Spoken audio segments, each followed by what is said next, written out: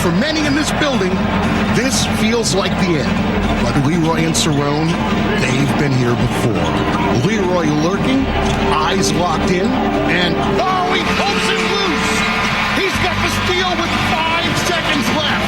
He looks up, finds Cerrone. Cerrone catches, steps into it. A 3 for the win. He hit it. Cerrone from downtown. Leroy to Cerrone. They have done it again. They've done it again. All right, good afternoon, everybody. 98.5 The Sports Hub. I'm Leroy Irvin. He's Cerrone Battle. There's a smile on my face, even though the sun isn't out.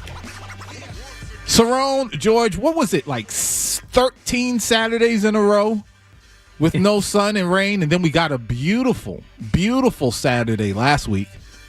I was actually on vacation. You were on vacation too, Cerrone. Got to enjoy that. And then when we come back, it's all gloomy out again? What's the deal?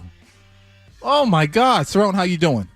I'm doing all right, man. How about yourself? How you doing besides the gloomy conditions? I'm hanging in there.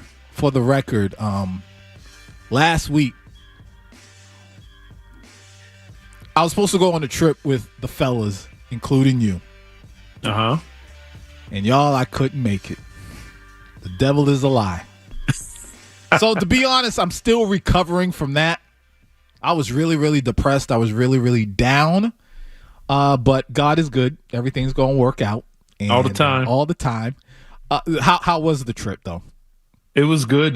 Good time doing nothing, really. That was the name of the game. Hurry up and do nothing. Yeah. And, it was a good time to get away and relax. It rained there, too. Bad storms, you know how it is. But it's a rainy day on vacation is better than a sunny day at work. So that's the way we took it. we took it easy and we just chilled out, man. That's good. That's really, really good. Jeez, man. Leave all the other stuff for the young folks. What's that? Shenanigans? Is that what you're talking about? That's all for the young folks. It's all for the young folks, man. Yeah, except for my father. Uh-oh. Don't put him out there. Oh, no, I'm not. Okay. He was one of the young folks. Your father was one we of the had to go. We had to reel him in, but he was cool. Okay. All right. That's what's up. We got a lot of reeling in to do today when it comes to sports, especially Celtics fans. We know. But before we get to all of that, we have to introduce the music of the day. So for the record, people, and Cerrone, I feel comfortable saying this and speaking for you. Where Cerrone and I are from and how we were raised, old school wasn't something that we just threw out and said, you know what, that was before our time. We don't want to hear it. We respect it. We honor it. We study it. And with that being said, a legendary group by the name of the Whispers lost a lead singer, and he helped found the group. His name is Walter Scott. So today's music is dedicated to the Whispers in honor of the late, great Walter Scott, who was 81 years old. If you're young out there and you don't know who the Whispers are, look them up. Maybe you'll like them. Oh, you gonna know today? Yo, you gonna know today. Look, if you like music, you like it. It doesn't matter what time period it came out. It doesn't matter who's singing it, who's not. It doesn't matter the genre. If you like it, you like it. Don't let society bully you around and try to tell you what you should and should not like when it comes to music.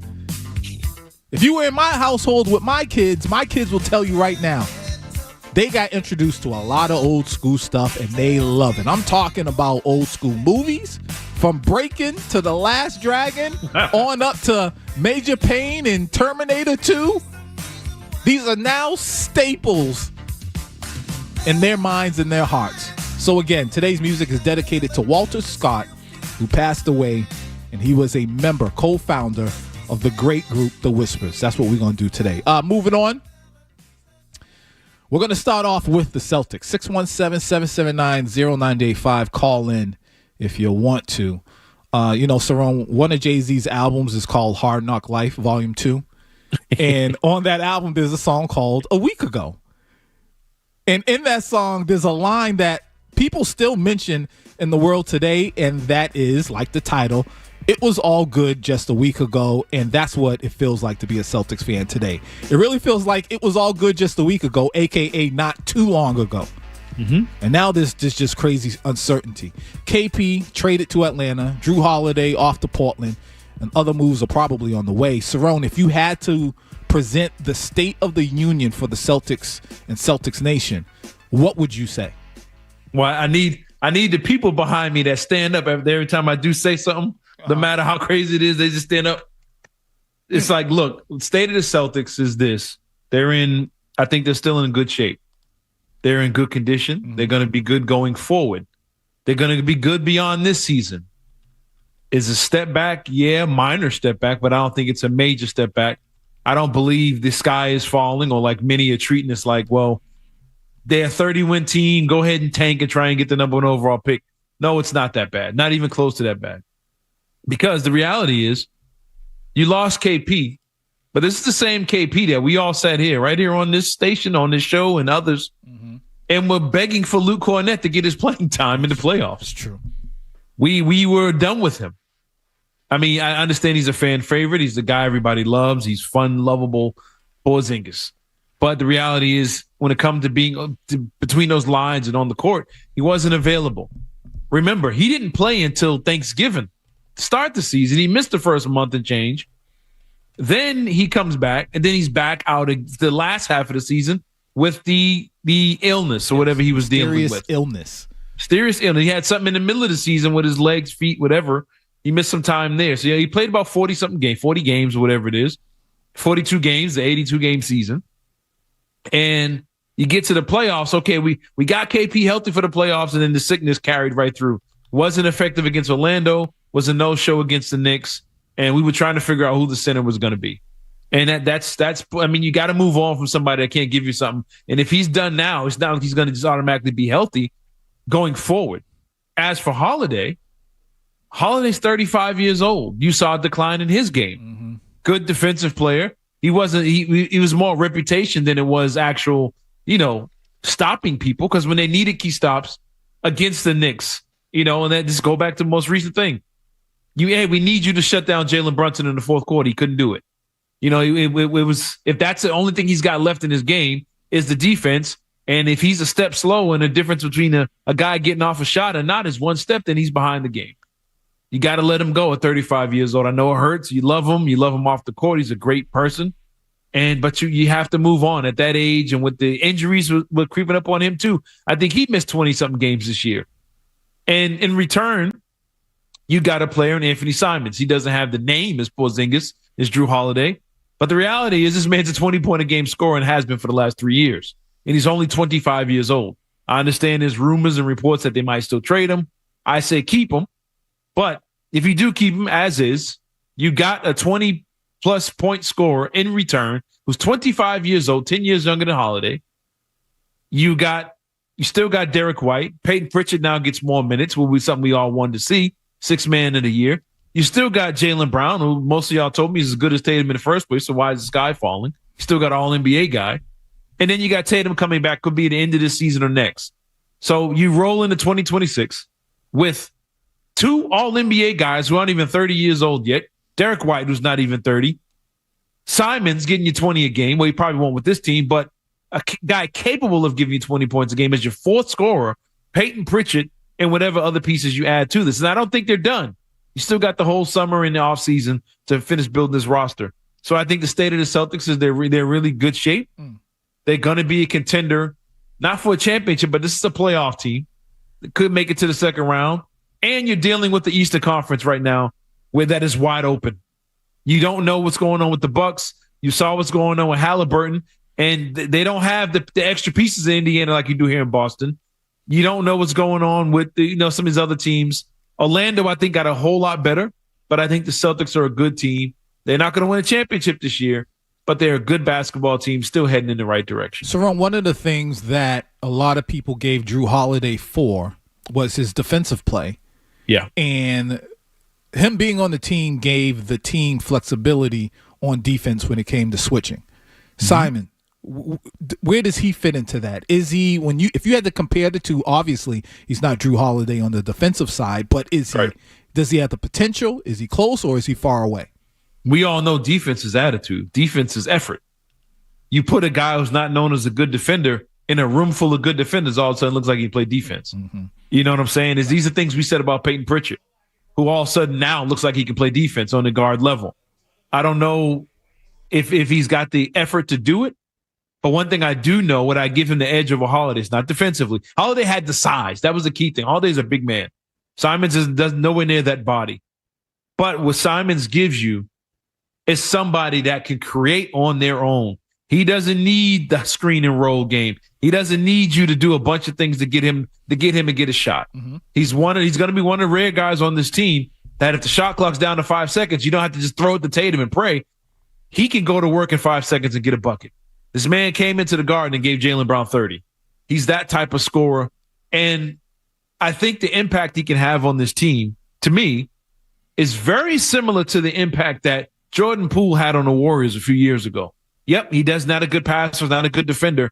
But when Steph came out of that game, you had another guy the defense had to worry about that was a gunner and can get points up pretty quickly. And that's the reason that Warriors won that championship. It wasn't all Steph.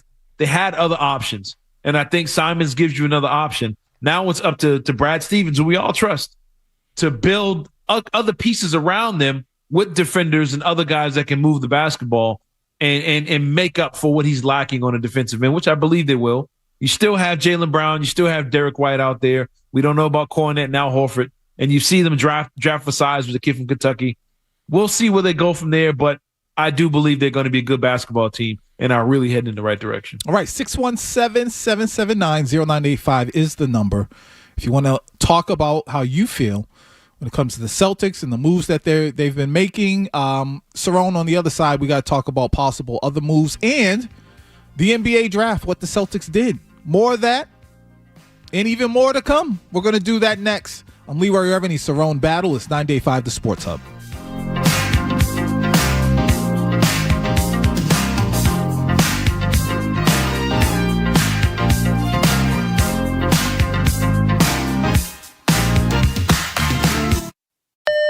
You're listening to Leroy and Cerrone on the Sports Hub.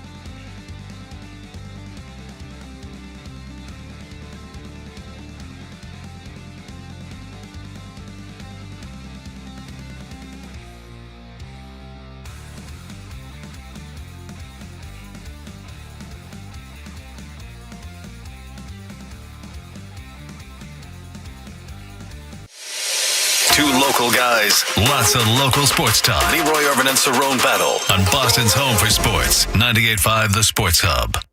My understanding is the Celtics are getting offers, calls on both Jaylen Brown and Derek White. The Celtics have high price thresholds for both players. We know how great Jaylen Brown and Derek White are. So I'm sure they're getting some massive offers, some pretty big time calls as well. Their preference has been to keep both players, but this is a team that's still in the first apron, still a luxury tax team, still dealing with the uncertainty of Jason Tatum's status next season. So at minimum, I expect Sam Hauser and Fernie Simons as names that will be discussed. Will a team match that price threshold that the Celtics, I'm told, have set around the league for Jaylen Brown and Derek White to be able to get them? They are listening, but will the team get there? Just in the span of the last 2 days, Scott, though, they've shed $180 million in luxury tax savings. They've gotten out of the second apron, but with a season next year full of uncertainty, just how much do they want to get out? Things that I felt, and I really haven't heard too many people talk about, the reason why all the movement stinks, and I know a lot of people are saying, hey, it has to do with the money and whatnot. The reason why it stinks so much is because I feel like this squad, the way it was constructed, didn't reach the ceiling that I think we all thought that they could reach. You know, even with Jason Tatum going down, my belief, my understanding was that the team was so stacked that even with Tatum out, they would have went further than they did. And then the injuries came into play, KP with the mysterious, illness, and then you got Jrue not being 100% and Jaylen Brown being hurt. I just thought that we would get more out of this team. That's not to take away them winning a championship.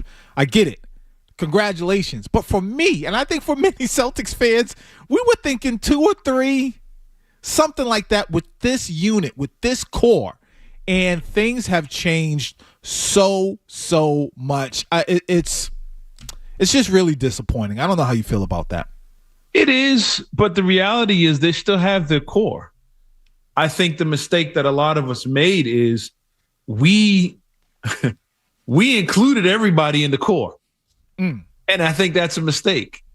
You have to look at, I don't care if you go back to the 80s. I'm not going to go too far back, but you go to the 80s.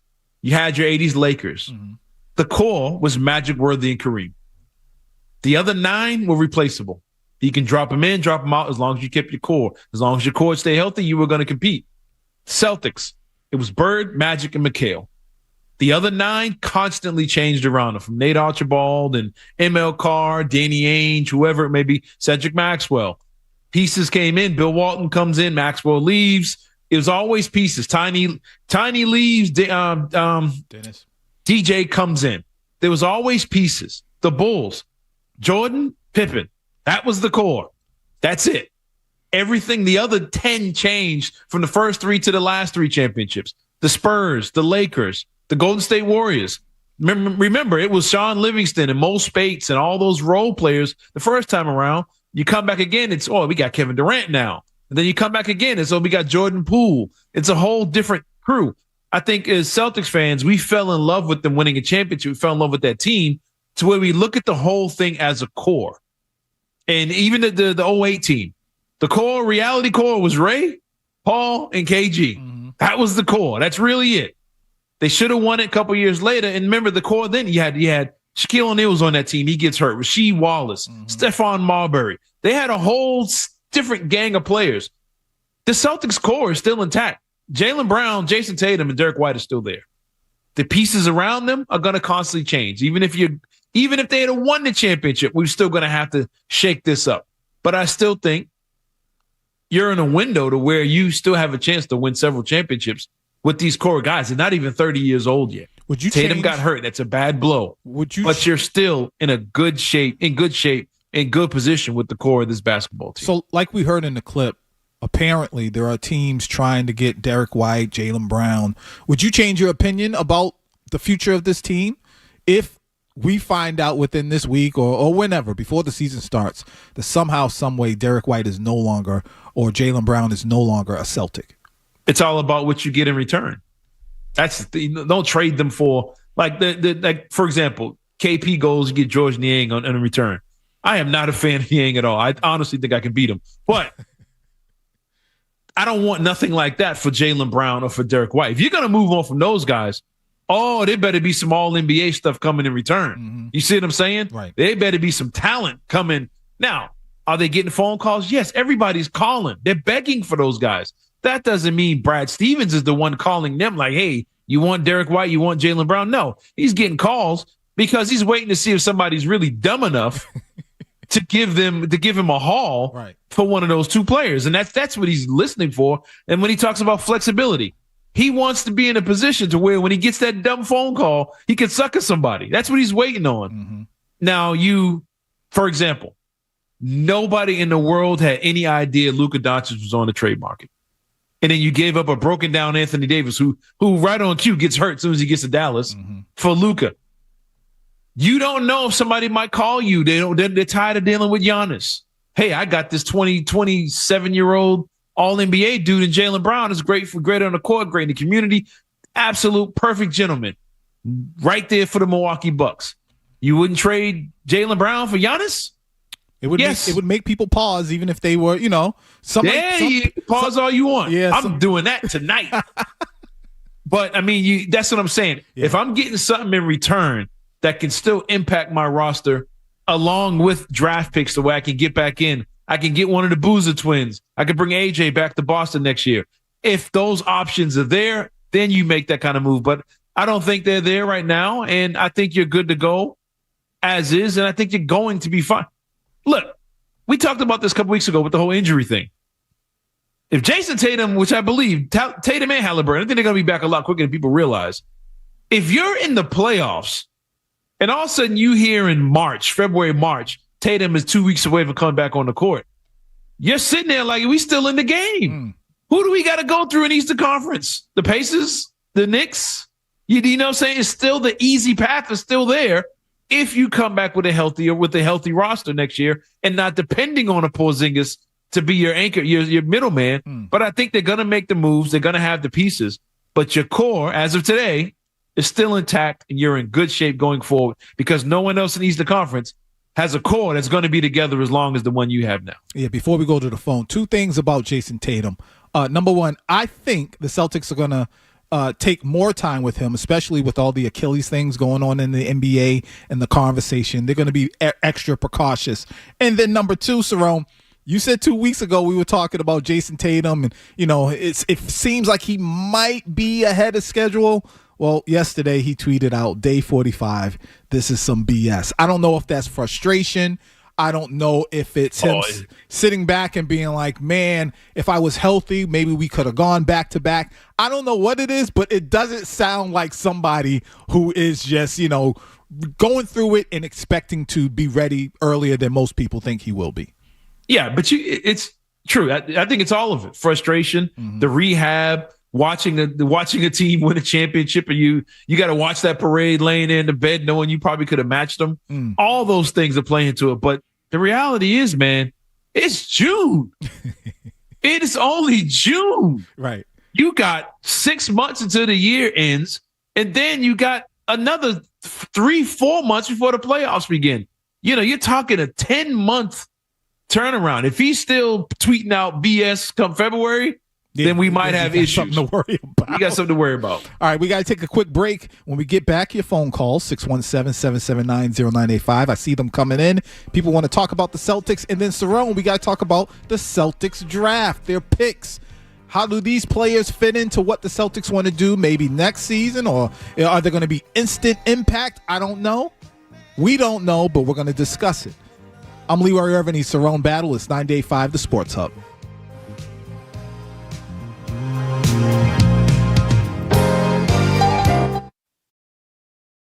Stay tuned for more from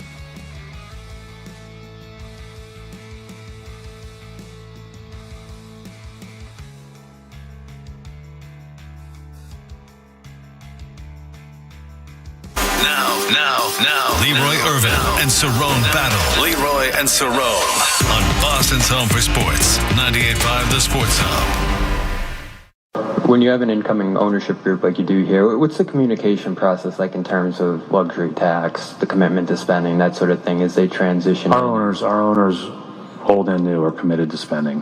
This is. There's a lot of things that go into these moves, and a lot of things that are really important. And listen, again, it goes back to prioritizing our flexibility. And I think the second apron basketball penalties are real. And I'm not sure I understood how real until they were staring me in the face in the last month. So I do think that there's, I think that can't be overstated. 98.5 The Sports Hub. Welcome back. I'm Leroy. He's Cerrone Battle. A lot of movement going on with the Celtics. A lot of change. We knew it was coming, but here we are. It's crazy. Like when we were in the moment of hearing about change coming, you had a hard time kind of imagining actually being in the moment, but here we are. Changes, kept pushing it off. Changes are happening. It's funny in that clip, they talking about money, the CBA. I think it was Chris Gasper and Michael Hawley on NBC Sports Boston. They were talking about how disgusting, and that's me using my word, but that the CBA is just it's terrible. And the way it's constructed, like you're penalizing a team, and this is what they were saying. You're penalizing a team for doing it the right way.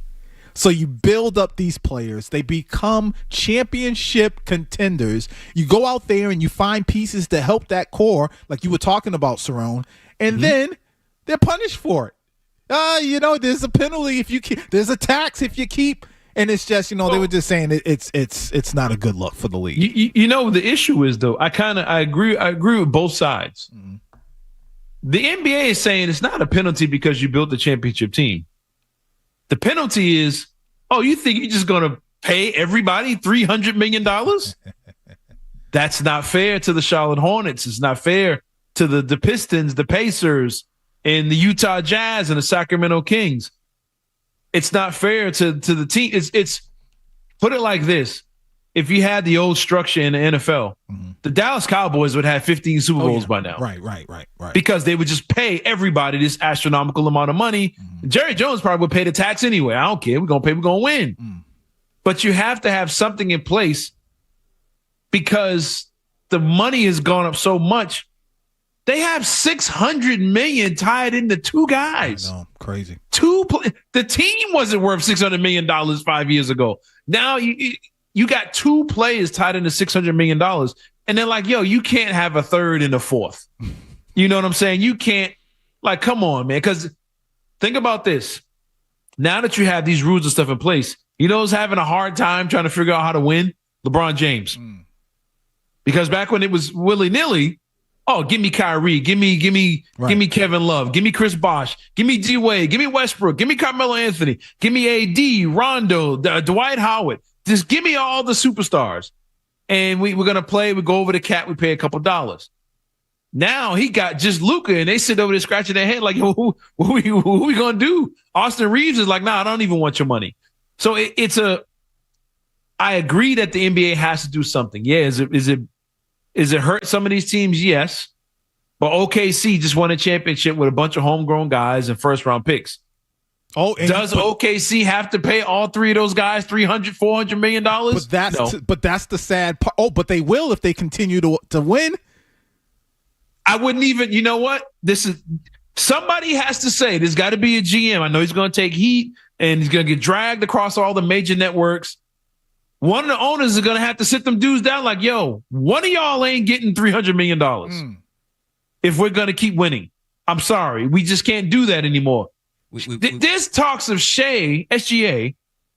He could get $100 million a year on his new deal. I got to look at Shea and say, look, man, I know you're the scoring champion, the MVP, and you won a championship. In order for you to repeat and all those things again, I'm going to need you to take $65 million a year instead of $105 million a year. Now, see, I'm a story person. So the storytelling of the league would be better And I agree with what you're saying. If a player like SGA and the squad that's around him can stick together and continue to go after championships, it's just a better story. It's a better story, but they won't. Cerrone, go ahead. Go ahead. I'm sorry. Let's go to the phones real quick. We got Brian in the car. He wants to talk about the Celtics. What's up, Brian? Hey, guys. Just wondering, I mean, it feels like with this roster, if you roll it out, you're going to get somewhere in the 4, 5, 6 seed for the playoffs. And if Tatum comes back healthy, now anything's a go in the East. Mm-hmm. But with the new ownership and trying to get under that second luxury tax here, I feel like there's still one more shoe to drop to shed more payroll. Hopefully not, but I feel like that's coming. But also with this Kentucky kid, Cerrone, I think I saw you tweet out the other day, 10, 15 years ago, this kid would have been a top 10 pick. Do you think this kid's going to be just stuck up in Portland, or do you think he's going to actually play some valuable minutes down the stretch if, to give Horford a rest or, to give some of the players a rest before the playoffs? Appreciate it, Brian. Hey, Cerrone, can we shelf that for the next break? Because we're going to get into that for sure. I like him. Oh, yeah. I would just say that. Let's go to Corey in New Hampshire. What's up, Corey? Hey, guys. Cerrone, I've got a two-part question for you. The first question is, who is your Celtics core right now? Brown, Tatum, and probably Derek White. Okay. So with Jaylen Brown and Derek White potentially being on the trade market, would you trade them considering they are your core? And that's my two-part question. Appreciate it, Corey. Cerrone? Yeah, we talked about this in the last segment. I'm only making that move if I'm getting a core piece in return. That's it. I'm not doing it for flexibility. I'm not trading them for picks or assets or cash considerations or a player to be named later, whatever the stuff they use. If I'm moving one of those two guys, I want a core player in return. Derek White, I feel some said we kind of overrate him a little bit. He's not the all-NBA guy. He's not the all-star player. But to the Celtics, he is. It's kind of like, I know two different players, whatever. He was Draymond Green to the Warriors when KD, Steph, and Clay were at their peak. Mm-hmm. Draymond wasn't out there getting 20 points a game and 10 rebounds and all that. But he was kind of a glue that kept it together because he was unselfish. He moved the ball. He got the hustle plays. He'd bang his head off the court just to save a possession. He was there, Derek White. You need that type of guy on your team to be a contender. OKC, Caruso. You know what I'm saying? Caruso's been that role twice now with LA and the OKC. The Knicks had a bunch of guys that Josh Hart. You need that type of guy, and I think that's what Derek White is for them. But if I'm going to trade Derek White, I'm going to need that type of player in return or another guy that's a borderline all-star type player and that can add and become the third piece of that core. But if I don't have to make that move, I'm not trading Derek White or Jaylen Brown. Not at this point. Leo in New Hampshire. What's up, Leo? Yeah, I like the moves the Celtics made. I mean, KP and Holiday, they were hired guns, veterans, to get us a championship. They did that. We had to cut salary. We did that. They hung on to a couple of guys, Peyton Pritchard and Hauser that they have developed. I'm wondering if they're going to move Hauser because that would free up some money. I think J.D. Davison deserves a shot to be a backup point guard. I thought that before they did the Simons move. But my other Horford, at his age, he only fits if you're ready for a championship because he needs all the rest. He's at his age. I think it's time to move on from him. And the other thing is, I'm not a big fan of the coach, but I wonder without Tatum in there, can he grow as a coach? Can he evolve and change his philosophy and style? Not appreciate it, Leo. That's one of my biggest questions too when it comes to Joe Mazzulla. All right, so you don't have as much talent on the team as you've had before. Now I'm going to see. Yeah, have thought he's kind of been able to hide behind that and depend on it. But is it going to be a case where he can't depend on the philosophy as much and he has to actually make adjustments more so? I'm not saying he doesn't make any adjustments, but the spotlight's going to be on him. You're 100% correct. Good point by the caller there. The real pressure is not Brad Stevens or the roster. It's Joe Mazzulla. It's all on him. Not saying for them to win a championship, for them to be a competitive team. Yes. For them to be in that 4 seed, 3-4 seed in the Eastern Conference, it's on him. Because they got a ton of wide open 3-pointers last year. They shot a ton of threes. You know why they were wide open threes? Because you had Jason Tatum on the court getting all the attention. Yep. When you did, I can pull up several clips that I got saved in my phone of the entire defense staring at Jason Tatum and 4 other Celtics with their hands up because they're wide open. You're not going to have that flexibility now. And I think they know that. That's why you go out there and you get assignments, because he's not going to be wide open. So I need a guy that can beat their man off the dribble and get a bucket when he doesn't have that freedom of having Jason Tatum out there. And I know we're going to get into the draft picks, but that was a common theme in those draft picks. Mm-hmm. Guys that can do things on their own and doesn't need anybody else around them. So I think that's the direction they're going in, because I think they fear the same thing without having Jason Tatum. All right, let's sneak one more in before we take a break. Alan in Watertown. Alan. Hey, guys. Hey. Just one comment about the Whispers. Remember, they had dancing on one side and then for romancing on the other side of the record? Okay. Yeah, I'm a 75-year-old OG white guy who remembers, groups like, the Whispers and other people like Frankie Beverly, let's say, or Johnny Adams, that kind of thing. That's what's up. So, yeah, I'm really sad to hear about his death. The other thing I wanted to, in regard to what you guys were just talking about, given the flux on the Celtics, who would you rather have now, Joe or Emo? All right, I think he meant Ime Udoka, but we'll talk about that next. Plus, the draft, the NBA draft. It went down. The Celtics made their picks. We'll get in on that. And it is a Walter Scott, a.k.a. or / The Whispers Saturday, Music Saturday. Walter Scott, a member, one of the lead singers, co-founder of The Whispers, passed away. And even though, Cerrone, it was before our time, we know about them, and we're going to show them love. It's 98.5 The Sports Hub.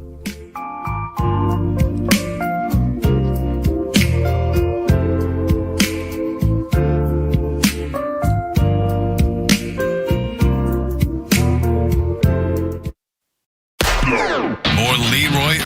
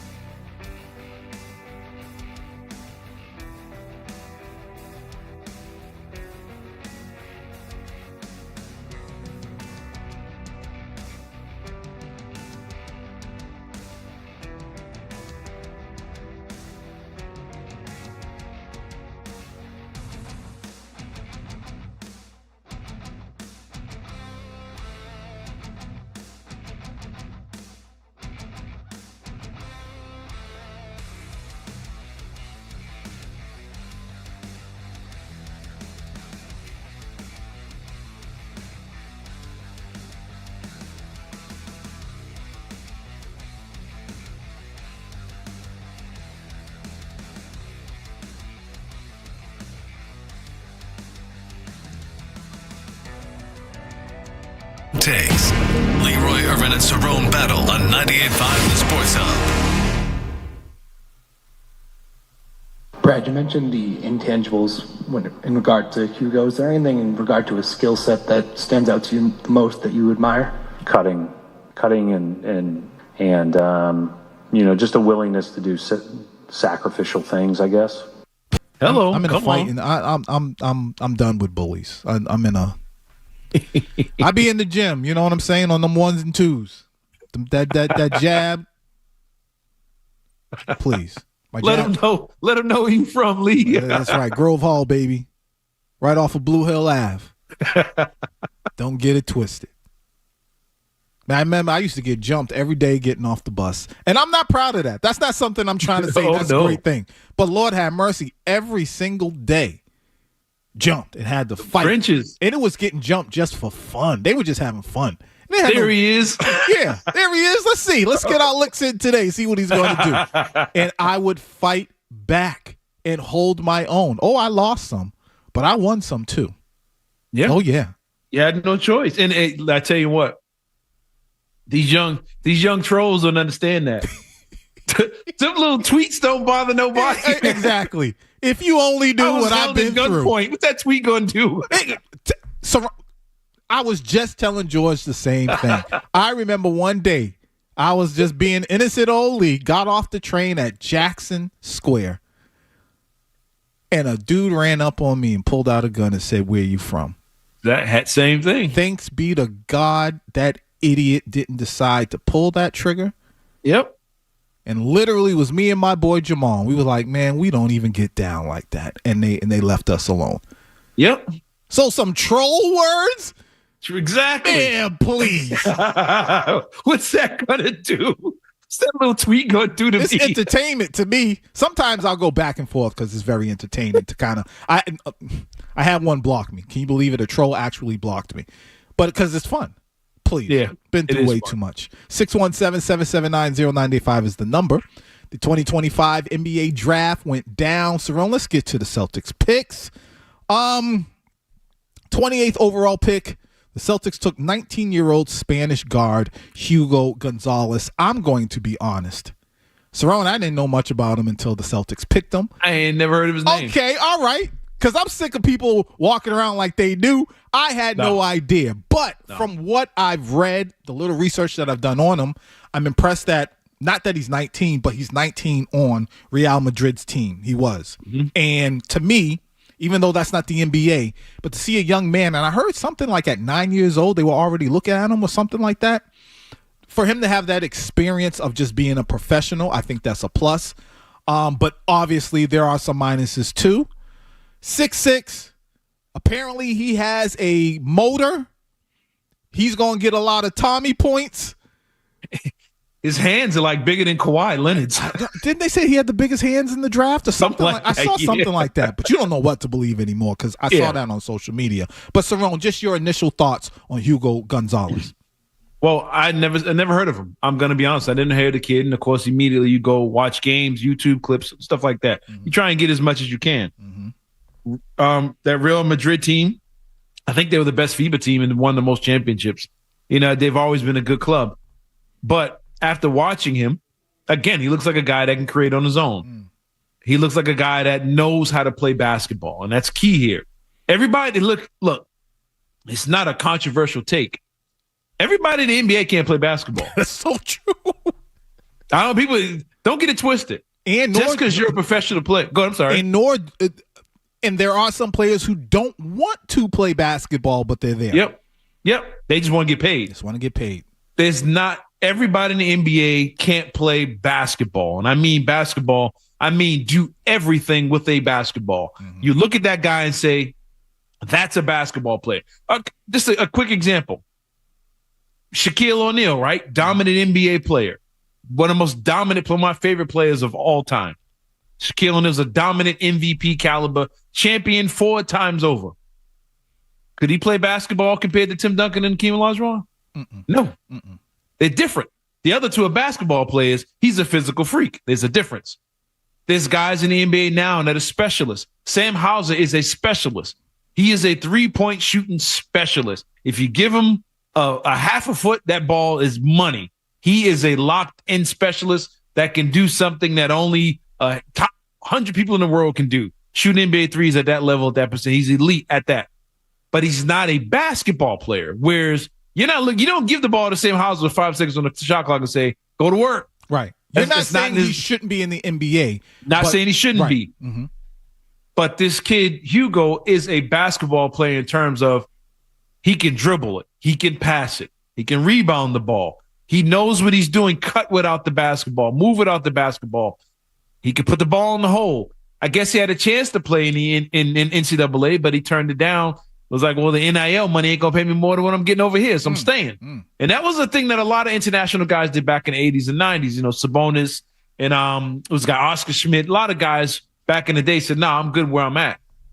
And look, my biggest thing to take away from him, though, people look at the guys on the international level and say, yeah, but he's just a guy from Europe, whatever.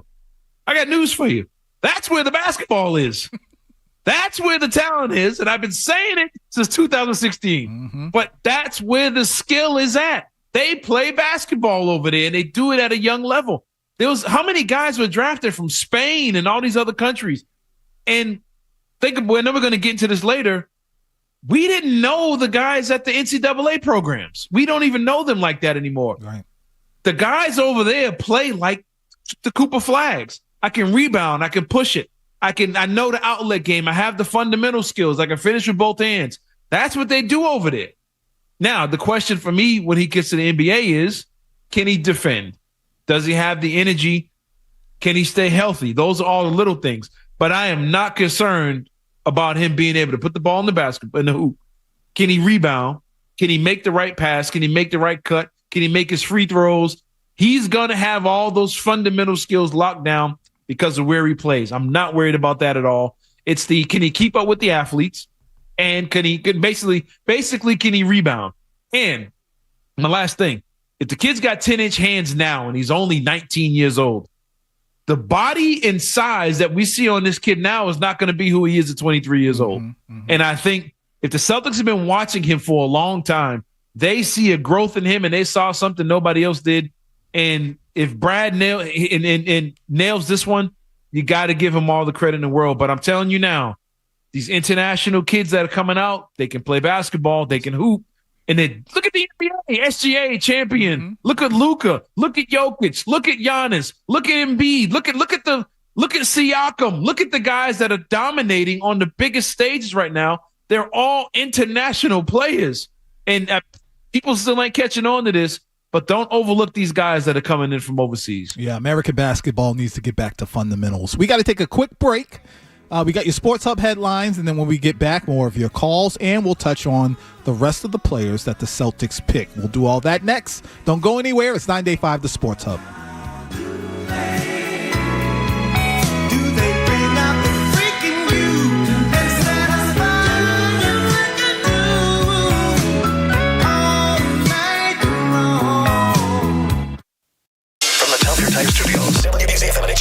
It's not just the games. It's Toucher and Hardy, Zolak and Bertrand, Felger and Maz, Joe Murray. For Boston sports fans, it's 98.5, the Sports Hub. Paisley Media Group Station.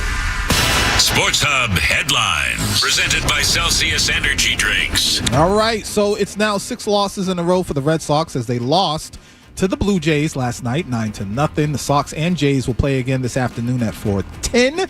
Lucas Giolito is scheduled to get the start for the Sox. In the NBA, center Naz Reid to sign a 5-year, $125 million contract to stay with the Timberwolves. Staying in the NBA, despite all the drama surrounding the 5th pick of the NBA draft, Ace Bailey, reports are that he will indeed report to the Utah Jazz's Summer League camp today. In the NHL draft, actor Adam Sandler announced the Bruins' first-round pick. The Boston Bruins select from Boston College. Yeah, that's right. With the 7th pick, the Bruins selected Boston College's own James Hagan. The Bruins made a trade with the Canadiens and drafted Cooper Simpson in the 3rd round. And in Major League Soccer action, the Revs will take on Colorado tonight at 7:30. The Sports Hub headlines are brought to you by Valvoline. Enjoy quick and convenient vehicle maintenance this month. Visit NewEnglandOilChange.com for 15% off your drive-through oil change at Valvoline Instant Oil Change, the official oil change of busy people. I'm Leroy Irvin. Your next update is in an hour. To us, Boston pride runs deep. I'm a Bostonian! This is Boston's home for sports. Bow, bow, bow! 98.5, the Sports Hub. We're back with more Leroy and Cerrone on the Sport. Name soda that we had no idea what it was. But why would we grab one, drink half of it, put it down, and then go in the house and grab a whole new one later on, like 15? Because no one told us no. Oh, we were just going in. Nobody was paying attention, so we was just doing what we wanted to do. we were just free to just run. Man, look, my brother did that one time. He grabbed a can of Coke Classic. he drank half of it and left it on the porch. My uncle was putting the cigarettes out in it. Oh, no. He came back and they were like, you better drink that soda. He was like, it's nasty. Boy, you going to drink that soda. They made him drink that soda in front of the whole cookout. Oh, my God. And come to find out it had tobacco in it. Yep. I could see the elders, grandparents spitting tobacco in them, like you said. Man, that takes me back. Rest in peace to Walter Scott. Speaking of Walter Scott, let's go to Slater on the Cape. Slater, I'm sorry, my screen is frozen. If you could, Georgia, if you could put Slater up from the Cape. Slater, what's going on? Leroy Cerrone, I love the show every Saturday afternoon, and if I get the opportunity to, I tune in. Appreciate it. I was calling on this Whisper Saturday. Love the little tunes of the Whispers to see what you guys thought about the rumors and the whispers that Time Lord might come back to us. And you know, it's almost like a KP situation. He'll come back and then like hurt himself. Oh, stop. But when he's on the floor, it seems like defensively we're nasty good. Appreciate it, Slater. Cerrone, I haven't heard any rumors about Time Lord coming back to the Celtics. Have you? I haven't heard anything at all. I'm not saying it's not out there at all, but I mean, I haven't heard anything. But I think the issue with him is similar to Porzingis. I think the injuries with him, because of somebody who, again, we talked about basketball players, a specialist. He's a defensive specialist. Mm-hmm. He's a freak athlete. Now, nobody that big should be jumping that high. He's just a freak. And I don't know if he fits the philosophy of this team. Right. And this is Missoula ball now. This is a team that they rely on spacing and ball movement and spreading the floor. And he doesn't give you that. So I think that would be an issue right there. Defensively, yeah, he's going to make you better because of the way he rotates, the way he just makes people change their mind. But offensively, I think it becomes 4-on-5 in a lot of those cases when he's out there. You saw that when Ime was there, and you saw when Missoula had his first run with him. So I don't know if he fits their philosophy. But if you can't find any other bigs out there and you need one, you go get the guy that you know, and you know what you're going to get from him. And he understands his limitations. Right. I'm not out here to shoot threes. Mm-hmm. I'm out here I'm going to roll the basket, finish with this lob, and I'm going to defend. So with if that case, yeah, you take him. But I think health is his biggest concern right now. In your response, you mentioned Ime and you mentioned Missoula. I forgot we had a caller asking, which would you rather have? I'm not a fan of that question only because Ime was the coach before he got caught up in all that stuff. So that should give you an answer right there. But it is what it is. He's gone. Missoula is now the coach. And whether you think he played a huge role in it or not, they won a championship with Joe Missoula. Yeah. So Joe Missoula is the guy. This upcoming season is going to be very interesting to see what he can do, if he can adjust, if he can be more than just a coach that believes in a philosophy, because there's going to be a lot of talent that's not there that was there. That won a championship. So and Ime got the talent now. Yes, he does. Ime got the talent and the bag. So he better behave. That man might be coach of the year next year. We'll see. Yeah, let's go to Brian in Taunton. What's up, Brian? Hi, first time caller, long time listener. I love the show. Thank you. I just wanted to say, with Hugo Gonzalez, a lot of people on Twitter, of course, I know it's negative, but they've been saying, that he only averages like about 3.9 or 3.1 points a game. Mm-hmm. However, I've heard a stat that it was only for 5 minutes. And if that's the case, if he's averaging 5 minutes and 3.1 points a game, that's not bad. That's not bad at all. I also heard the reason why it's only 5 minutes is because he's on a veteran team. They're loaded. And again, I can't sit here and talk as if I know everything about that team. I really, really don't. But again, for NBA teams to be looking at him as a 19-year-old playing on Real Madrid and thinking he's worthy of NBA action, it has to say something. But at the same time, I can't knock anyone who's questioning whether or not he should even be in the NBA. The true answer for me is we really don't know. We really don't know. No, you just, and you have to trust where he's coming from. I mean, this is the same system coming out of Spain. This is a system that at one point, this Madrid team, you had both Gasol brothers. You had what's the center that played for OKC? Alberto for OKC. Yep. Rudy Fernandez, Ricky Rubio. Rubio on that team, I think, was like 13, 14 years old or something like that when they were competing in the Olympics. Serge Ibaka was the center on that team as well. Gasol brothers, Serge Ibaka, Rudy Fernandez. You mentioned what's the one, the point guard that played for the Raptors? I can't think of his name, but they had a bunch of guys. Calderon, maybe? Yeah, that's it, Calderon. They had a bunch of guys on that team who are NBA caliber players. Now, when you play the international style and you got 10 guys that are NBA good, everybody's not going to score 20 points a game. Right. And I think that's a situation because I think that Madrid team is the best team. When people had the conversations, can the NBA champ beat the best team in the Euro League and all that? I think this Madrid team is the team that's won it like 3 of the last 4 years or something like that. And there was another young guy that played in that league. It was 13, 14 years old. That didn't get a lot of playing time, but everybody knew he was him. His name was Luka Doncic. There's a lot they play their guys early. So by the time they're 20, 21 years old, they're already NBA ready. Yeah. Not saying this kid is going to be Luka or anything close to that. But I think by the time we see this kid play in the summer league, we're going to be looking at him like a little more better than a 3-point a game guy. But is he ready for the NBA? I don't know. But the other kid, the one from Kentucky, was Amari Thompson. It's something about him, Leroy. I don't know. Is it Williams? Williams, excuse me. Yeah, Amari Williams. It's something about him. Uh-oh. I don't know. Something about him like how we knew there was something about Julian Edelman before he became Julian Edelman. Yeah, we saw him in training camp.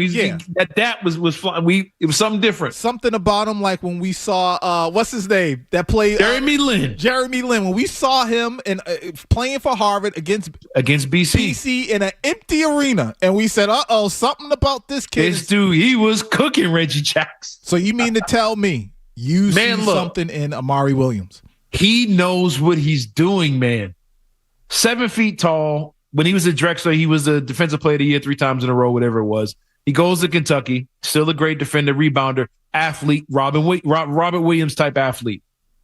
But outside of the athletic part, he just has a highlight reel of passing, backdoor passing, high screen.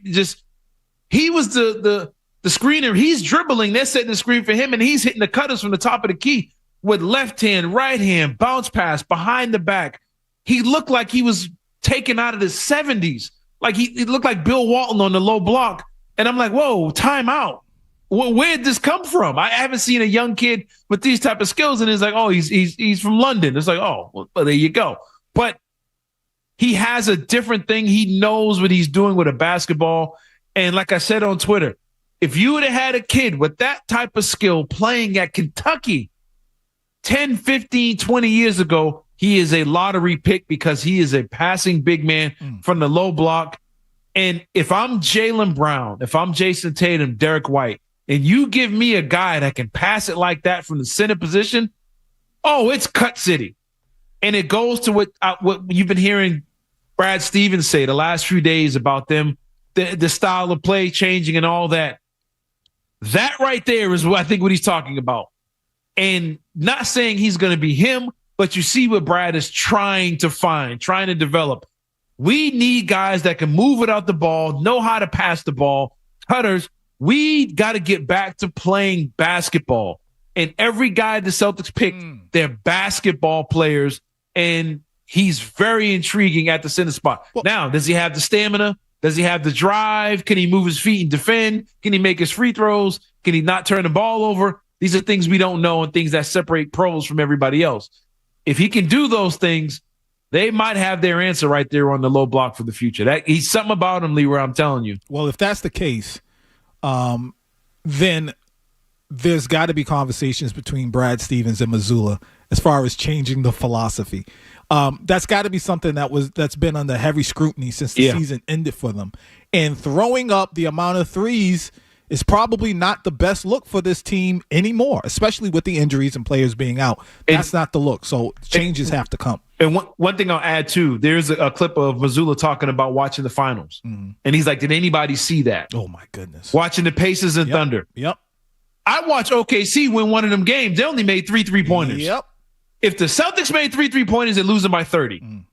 They made 3 3-pointers and scored like 113 points. I watched the Indiana Pacers when Halliburton was at his best. They ran, they cut, they moved without the basketball, and a defender turned his head, passes going by his ear, layup. They played an old school up-tempo, move without the ball. It don't matter who getting the shots. We don't need a bunch of guys going ISO. And we watched them moonwalk through the Eastern Conference playing like that.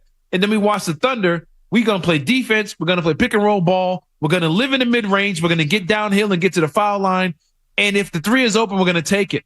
But we saw them literally dominate without throwing up 53-pointers a game. And we watched the Pacers do it with a true point guard who people called him the most overrated player in the league.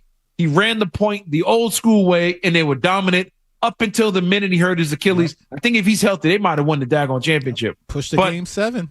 The way those two teams played, there's no way NBA executives or coaches sat around and said, let's still go with the analytics and shoot 53-pointers. There's no way, and you can clearly tell Brad noticed that because he kept bringing it up in his press conference. So good for them for recognizing it, and hopefully we see a change. All right, we got to take a break. The number is 617-779-0985. When we get back, draft versus draft. I know that sounds confusing, but we'll explain and we will talk about it on the other side. It's 98.5 The Sports Hub.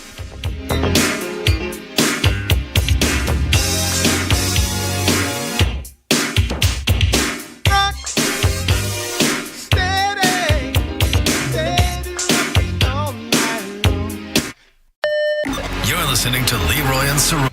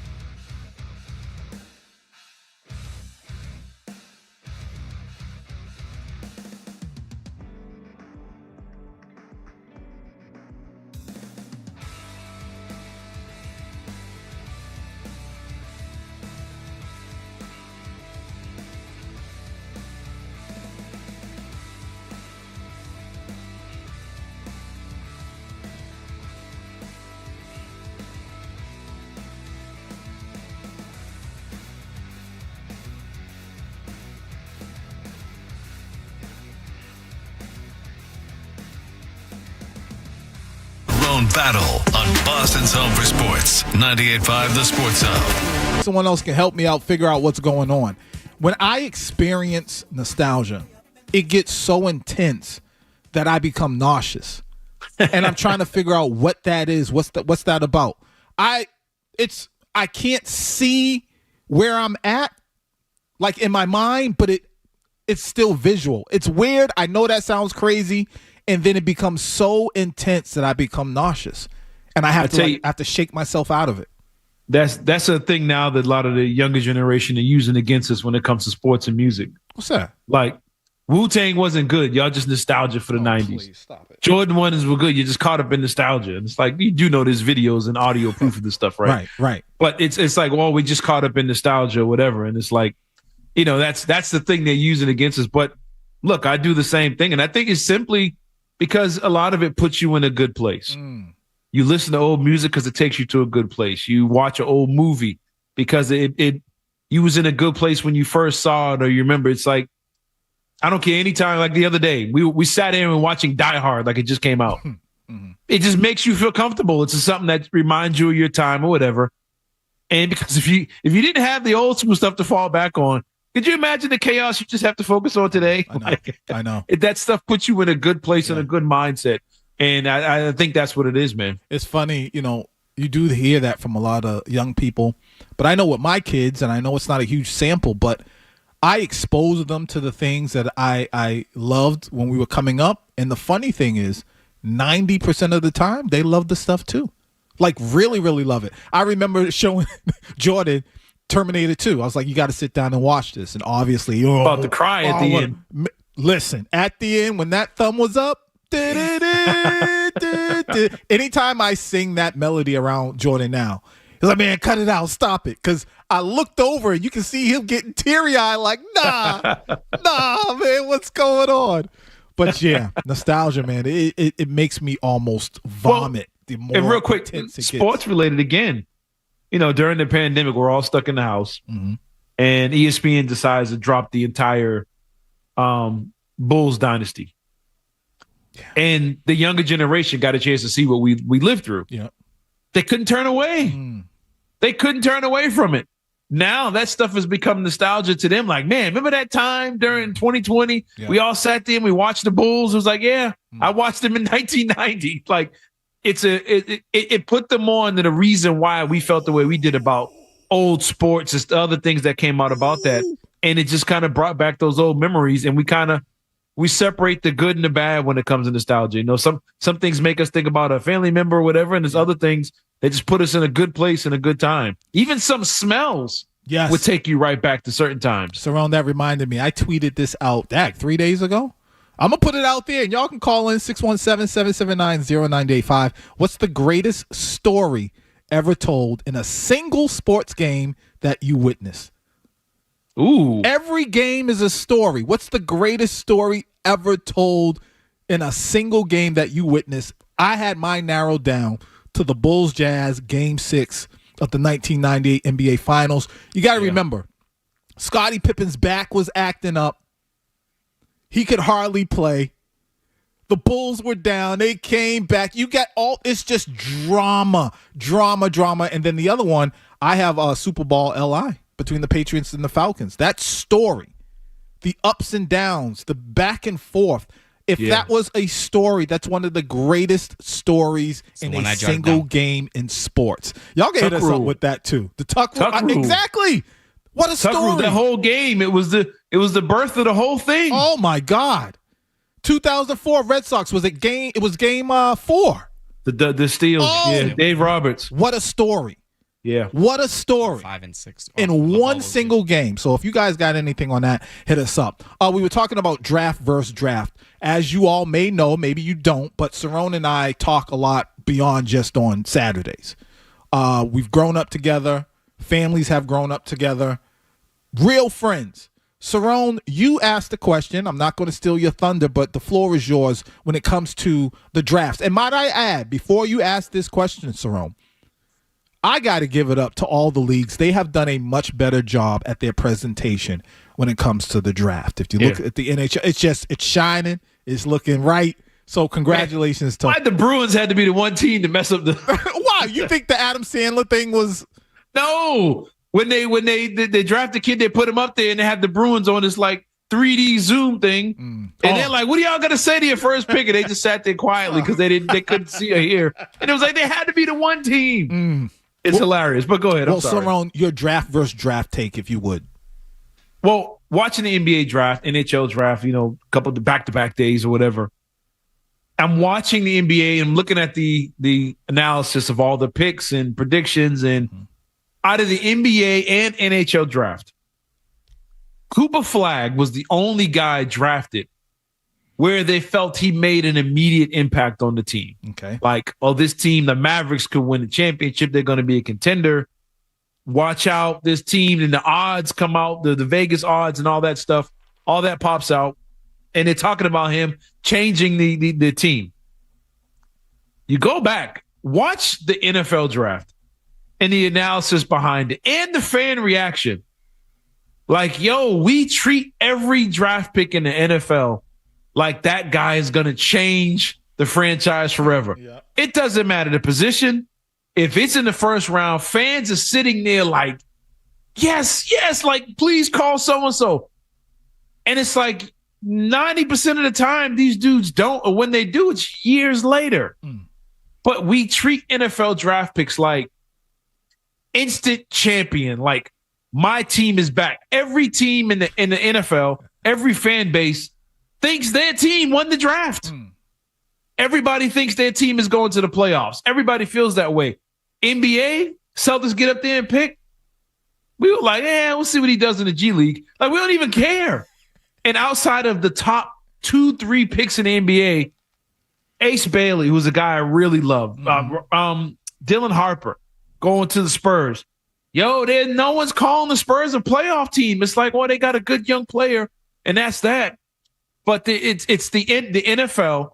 It can be third round in the NFL, and they're like, ooh, Patriots got Williams at receiver. It's on down. And it's like, yeah, but we instantly say these players in the NFL are instant game changers. They're going to change the franchise.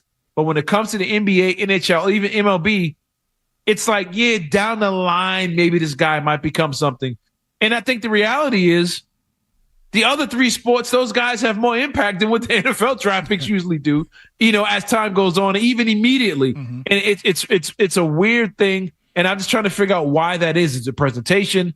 Is it the networks and how they sell the NFL? But they do a good job at making you think every pick is so important and so game changing to a franchise. Yes. And the reality is it's not usually not the case. Wow. 617-779-0985 is the number. We got to take a break, but we're open for a lot of stuff. The phone calls are coming in. We're talking about the Celtics.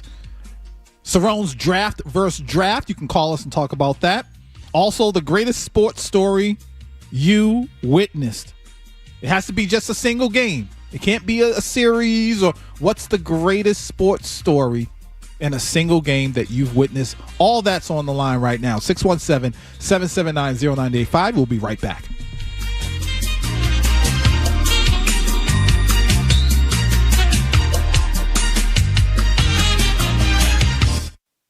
Stay tuned for more from Leroy and Cerrone on the Sports.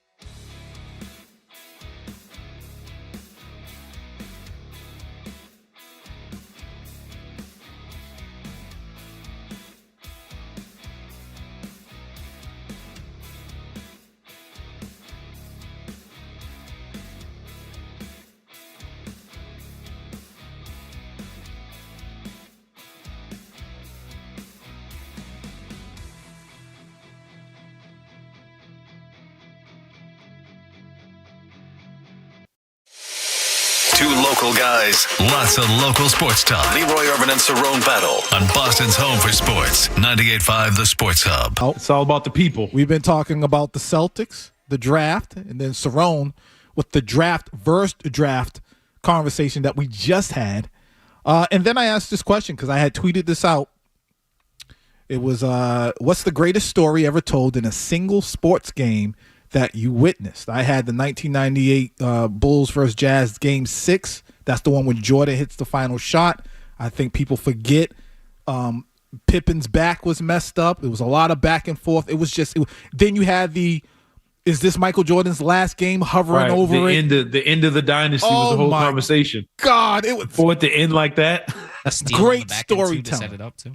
And then you had I put Super Bowl LI, Patriots Falcons. Like I think you get that. But Cerrone, I got two more, and if you got any, please let me know.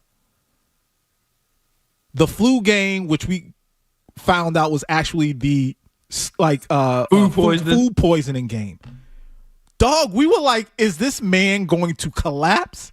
Is he And he balled out. What a story. They had like 80 and he had 45 of it. The story it was, and then the other one for me that I can think of off the top of my head. Pacers Celtics. Larry Bird slaps his face on the parquet. Yeah, I remember that. And just not know what you don't know what's happening. He comes back out and puts on a show. And then after the game is over, you got Chuck Person coming over to him like, you the greatest. It was just great storytelling from beginning to end. There was conflict. There was, you just didn't know. You're just like, what's going on? It was great storytelling. For me, one was more the tragic side, but watching it live was I think it was the 88 World Series? Oh, during the earthquake. Earthquake, yeah. Watching the game, watching the players run off the field, and they were in full uniform, like leaving the stadium. Like that was one where I wasn't supposed to be watching TV, but laying in the bed with the 19-inch black and white TV with the pliers on it. Yep. Sitting there, like, should have been watching it, but I watched it. Like, I remember telling my mother, there's an earthquake, thinking there's an earthquake all the way in Boston. But, but anyway, that was a big one. No, because it didn't, as a kid, you didn't know. God, when you're watching the highway collapse and all that stuff. Right. And the other one for me, Reggie Miller against the Knicks was cinema. Oh, yeah. Was cinema. And then for him to score 8 points in 8 seconds or something like that with the choke. Yeah. It just, in order for it to have a great story, for it to be a great sports story, the ending has to be the great climax. And I think Reggie Miller, the Tuck Rule game with the field goal in the snow, Patriots winning in overtime against Atlanta, like you mentioned. Jordan, that game is not the same. If Jordan wins for free throws, it's not the same. Right, to hit that. Not even hit the shot. To hold the hand up with the fans behind him. That image is one of the great images of sports. You got to go back further. For Karl Malone to get the ball in the post and lose it. And Jordan doesn't fade off. He comes back, steals the ball, and I remember jumping up and yelling, "It's over." I kept saying it over and over. This is before he hits the shot. Everyone stood up. Everyone stood up where they were and just was standing there like, this is it. Great cinema. This is the moment. And you knew he was going to make the shot. Great cinema. And he did it. That's cinema. That's a movie right there. Let's go to the phone. Let's see. Josh in the car. Greatest story ever told in a single game. What's up, man?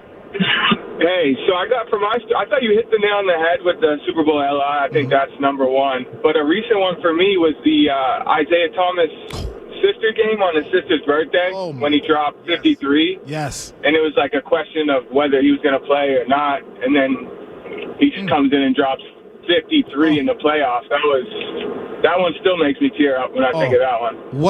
Cerrone, you used the right word, cinema.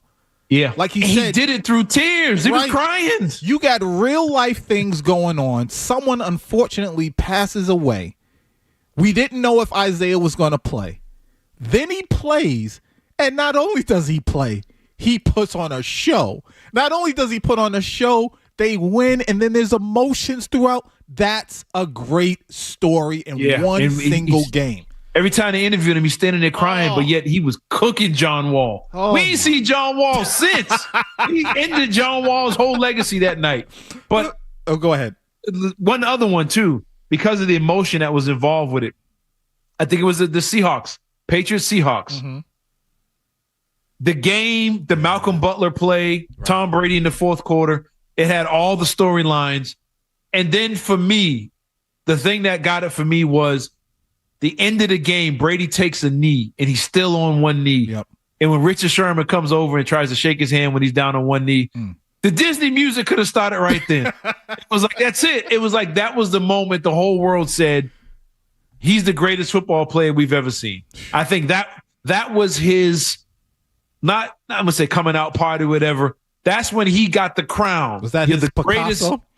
That's it. Because sitting down on one knee like he was kneeling, like being knighted, like that's it. That's his moment. Anything after that was gravy. And I think that the way that game ended with that was a spectacular night. Oh, the calls are rolling in. 617-779-0985. And we're talking about also, if you want to talk about the Celtics, the draft versus draft, feel free. John in the car. What's up, John?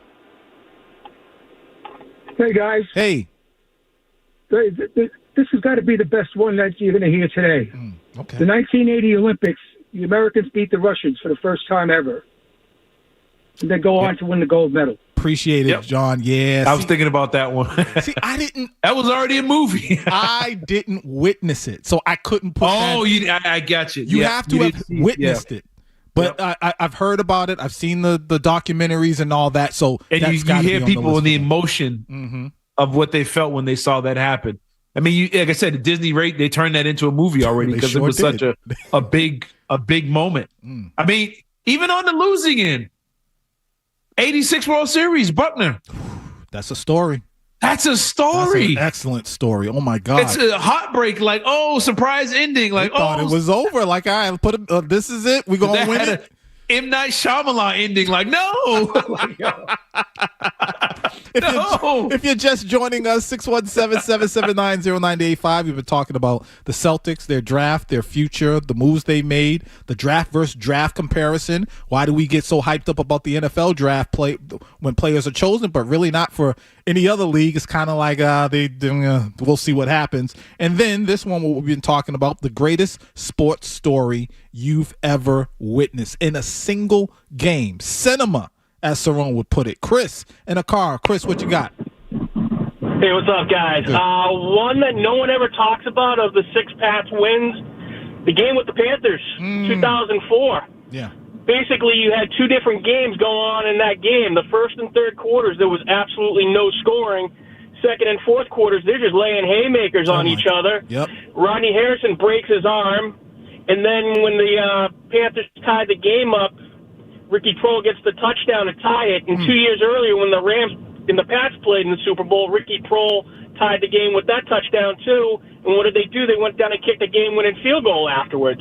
So basically, that game was just 2 different games in one, and it was just incredible to watch. Yes, what a great story. Appreciate it, Chris. We got lost. We always forget about that Super Bowl. That's one of the greatest Super Bowls ever played, and no one talks about it. You know why? Well, for me, I like my greatest story game to have a little bit more than just what's going on the field or the court or the ice or whatever. I like having little, there's some stories going on off the court, off the field, things you got to wonder about and consider.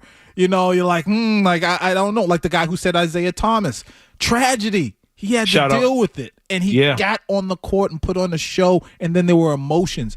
One of the greatest stories ever told in a single Here's a good one. I got to give credit to James Campanini. I don't want to miss the name. Campanini. Sorry. Good one. Kobe Bryant's last game getting 60. Yeah. Everybody coming in to see, okay, Kobe's leaving. It's his farewell game. Yep. And then he absolutely destroys Gordon Hayward and Jazz.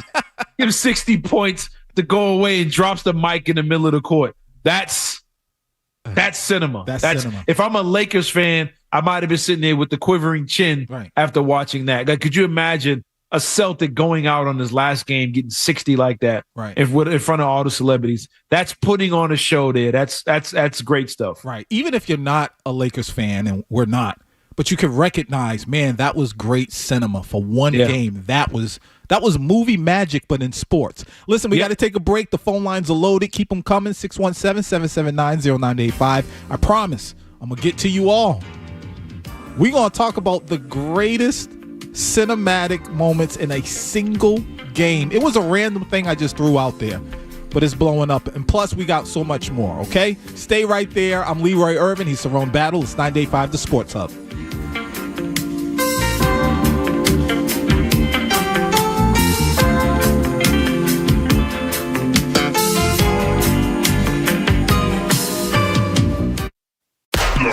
More Leroy Irvin and Cerrone Battle.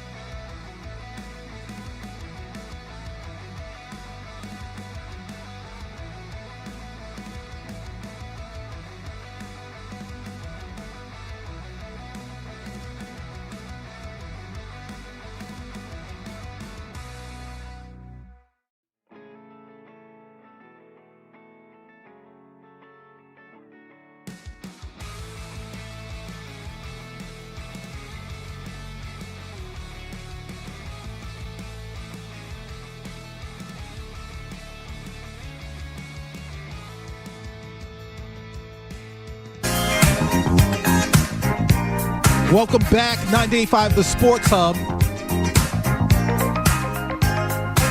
We are celebrating the Whispers today. If you didn't know, unfortunately, one of their members, Walter Scott, he's one of the twins, passed away. So we're going to show them some love. They're pioneers. We don't do that whole, oh, that's old school, so it's corny. No, good music is good music. And we're going to love what we love.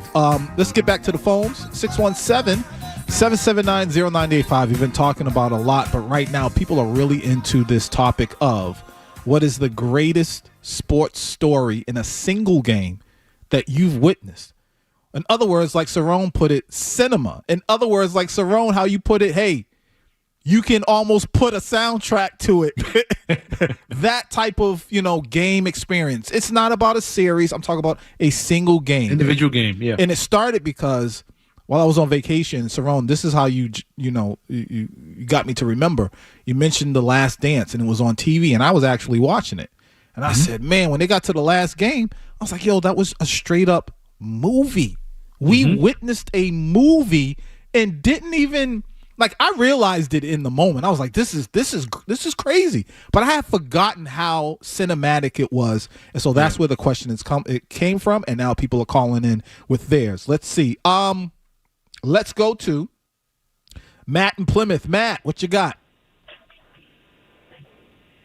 Best show on the station. Oh, appreciate Best music on the station. Best producer in George on the station. I was at the Celtics game. 2002 Eastern Conference Finals, first the Nets. I was there. My friend wanted to leave. And I'm like, well, what else are we going to do? Like, we're going to leave and do what? Like, we bought tickets, just stay, watch basketball. And they came back and they won.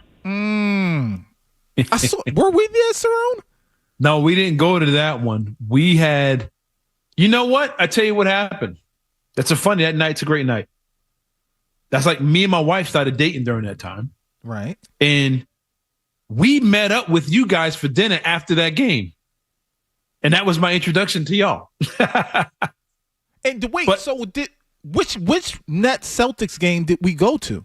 We went to one the next season. Okay. Remember, they played each other in the conference final thing back-to-back years. Yes. We went to the next season, whatever, and one of my first dates with my wife, we went to a game and she was staying next to Keith Van Horn. I thought I was going to have to fight him, but anyway, we'd been throwing hands on the court. But that game, I can only imagine if you were there and saw that comeback by the Celtics. That was the first time I think any Celtics fans felt since the 80s that their team might have a chance of getting to the finals. Yeah. To watch, and that was the birth to me of Paul Pierce. That was his Antoine cussing him out on the sidelines, and then him responding without saying a word, and then scores 19 or 21 points in the fourth quarter. And I think it's still the biggest fourth quarter comeback in NBA playoff history. Cinema. It was cinema. Yeah. Let's go to Elliot in Groveland. Elliot. You remember the Ortiz speech in the game after the marathon bombing in 2013? Like, it gave you tingles. Oh, my goodness. You're so right, Elliot. One of the greatest stories ever told in a single game. Think about, he gets on the mic, says what he says, and like Elliot, like you said, you got the backdrop of everything that had happened, the tragedy, and Elliot, you got that one. George, my my screen is actually frozen. If you could you go to Sean on line 6? Oh, Sean, who you got? What do you got? So, 2001 Patriots introduced as a team against the Rams. Gave me goosebumps. And then, of course, what they did in the game. Oh, Sean, that's a good one. Cerrone, you said he beat you to it. Because we had never seen that before. It happened. The whole thing, you talk about cinema. Yeah. They were the 14-point underdogs. Yeah. Greatest show on turf. They come, mind you, this is coming off with, what made me think about that game. You mentioned the marathon bombing. I started thinking about 9/11. Super Bowl after 9/11. The Patriots, they come out as a team, and Jrue's coming out with the flags. Oh my God. heavy Patriots have underdogs. They were decided like to come out as a team. They come out as a team. Oh, snap. And the Rams over there looking like Disney villains. Yep. It was perfect. And then for the game, the Patriots to be pretty much in control, but then for it to come down to the unknown kid, who was called the comeback kid coming out of Michigan, to lead the team down and for them to win it at the buzzer like that. Players running on the field. People are still doing snow angels when they win championships because of what those Patriots teams did back then. That's true. And that was, you talk about that, a game, a moment that should be made into a movie. There's no way you cannot make a football movie, not make one about the run of the 2001 Patriots. The way that ended was pure cinema. It was. Let's go to John in Brockton. John. Gentlemen. Yes. You guys are too young to remember, but 1971, Bobby Orr getting tripped, scoring the game-winning goal against St. Louis Blues to watch the Stanley Cup. I was 8 years old and watching the game with my dad, and it's a memory I cherish to today. You know what, John? We are too young to remember that, but we know it. Oh, we know it, and we believe it. We know There's a statue out there. We see the picture everywhere. I have that picture signed. Wow. Oh, snap. Shout out to my old man. He got that. I like this one. Let's go to Jimmy in Dallas. Jimmy, I love this. I love it. All right, fellas. So here's the thing. Where I grew up, at 92, I was 12, and you were either Jordan or Magic, and I was a Magic guy all the way. He announces he has HIV and then goes on to win the MVP of the All-Star game that year, and he crushed it with 25-plus points. And John and Jimmy, I'm sorry, Jimmy, if you remember when he throws up the three and hits it and just game? Yeah, there was that was like the fourth 14 one. Seconds left. It was great cinema. Jimmy, you are so right. What a game. And they actually stopped the game. That's right. Yeah. Remember. They were all over him. It was right. They had to stop the game. They said, no, this is too much. The fourth, because the last few minutes, he called out every superstar that was on the other team. Right. They all had to go and guard him. They went one-on-one, and he hit a three over each one of them. He got Jordan. He caught Chris Mullin. I mean, I forgot who it was. It wasn't Mullin. It was about 3 or 4 guys. Excuse me. And the last one, I think he hits over Isaiah Thomas in the fadeaway, and everybody just comes on the court like, nah, that's it, man. It's over. And what a way to go out. What a great moment. And again, like I said, that's if you can't make a movie out for it, then I don't think it belongs in this category. But there was one I was thinking about. We all seen it. We all watched it, even though we don't cover the sport like that or follow the sport. We all watched Kerry Shrug in the 96 Olympics with the ankle. Oh, that's right. She lands that and is sitting there in pain with the ankle wrapped up. Boy, it wasn't a dry eye in America after she did that. Sure. That's one of the great Olympic and sports moments of all time. Yeah. Kerry Shrug with the bad ankle landing that to win the gold medal for the women's team. All right. So we got to take a break. Sports Hub headlines. When we get back, your entertainment report. Plus, we got to keep going with what the people want to talk about. And the phone lines are loaded with people wanting to tell us the greatest story ever told in a single sports game that they've witnessed. We've had phenomenal answers. We'll do all of that next, right here on 98.5 The Sports Hub.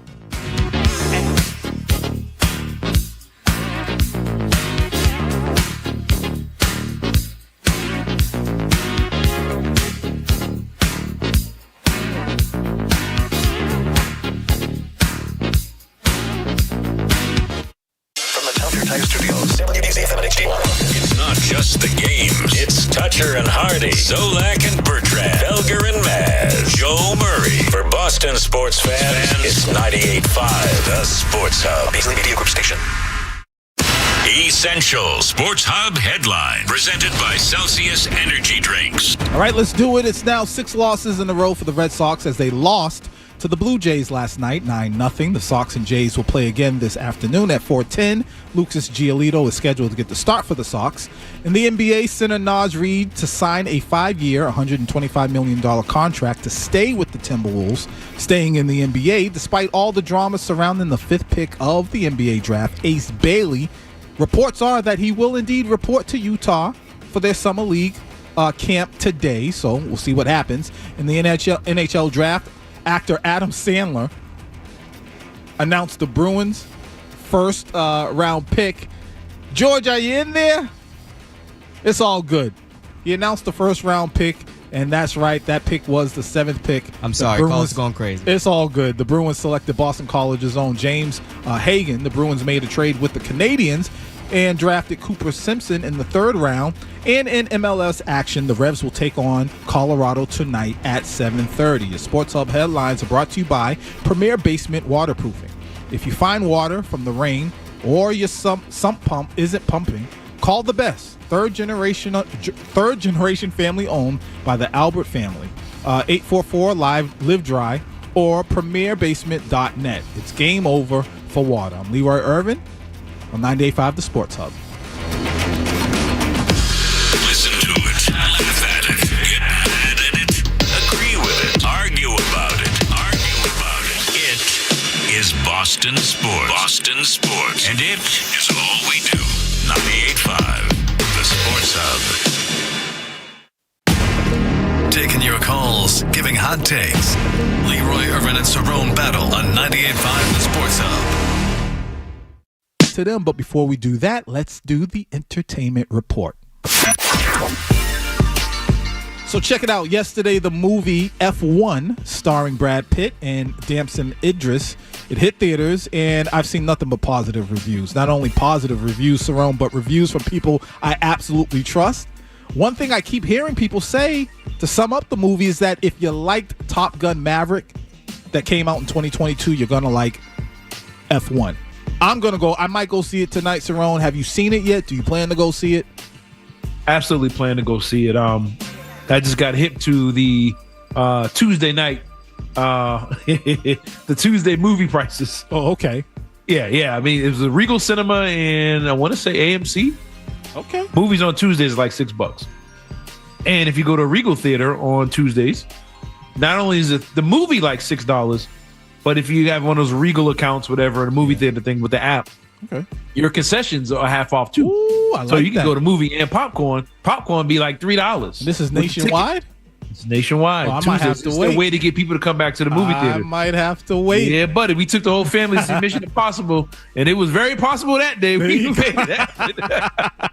Moving on to Diddy trial. I'll probably go on Tuesday to see that, and the kids want to see Ballerina too. There you go. Moving on, the Diddy trial is coming to an end, and his daughters, who haven't really been visible during the trial, were there behind Diddy during closing arguments, and reports are that once the day in court was over, his daughters left and were visibly emotional. Now, by no means, Cerrone, I think you'll say this too, I'm not a perfect person, but being an embarrassment to my kids or simply just letting them down, it's a significant reason why I pause and think before I do anything. Now, I'm not going to do anything on the level of what Diddy is being accused of, but still, that's got to be tough. That's tough.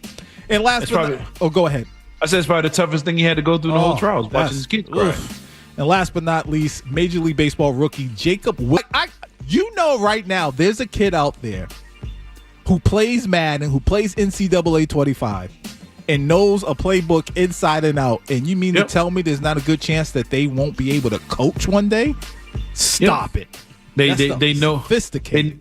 They know what works against what's defense, what players, schemes, everything. And now they're making the games. The new NCAA comes out.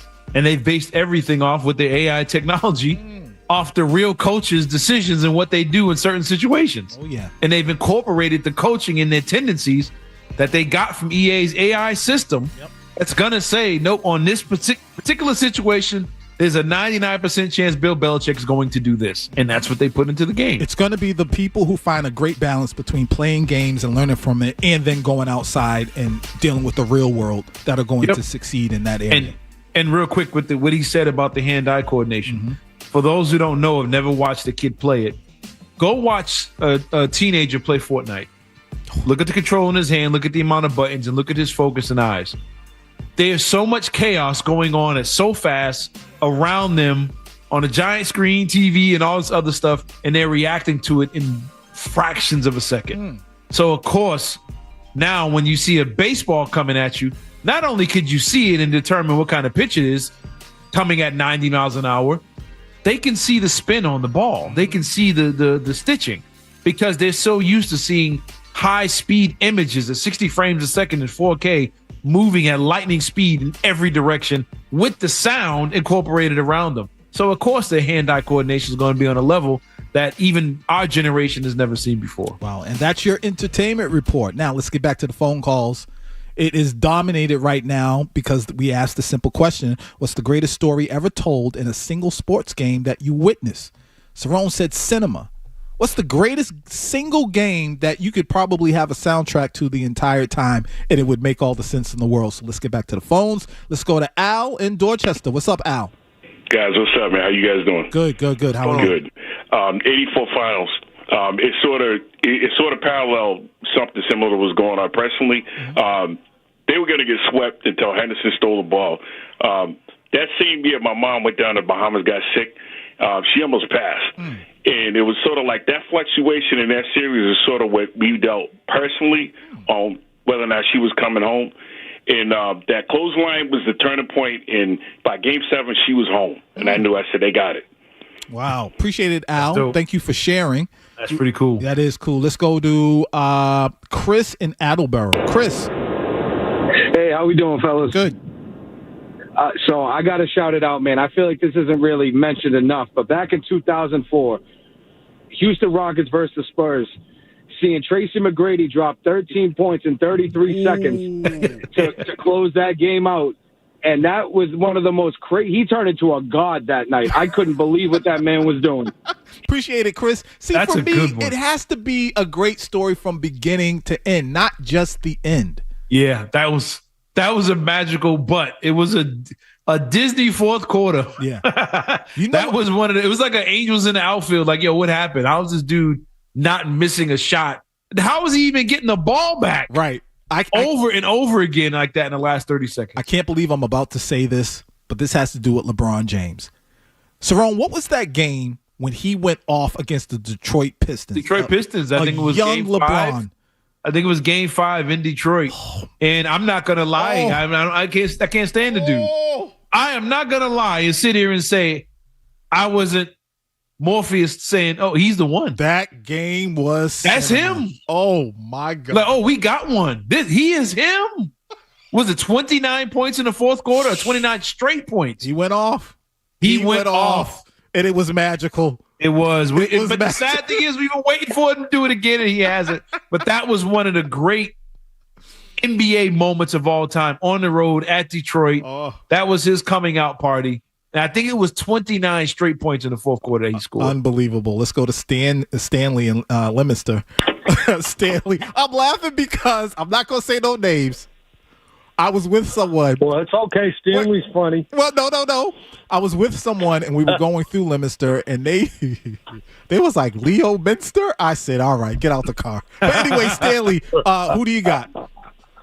I'll tell you what, and I know it's outside of New England, but Mike Piazza homers against the Braves, the first game ever played in New York City after the World Trade Center came down. If you put it on YouTube, you start crying.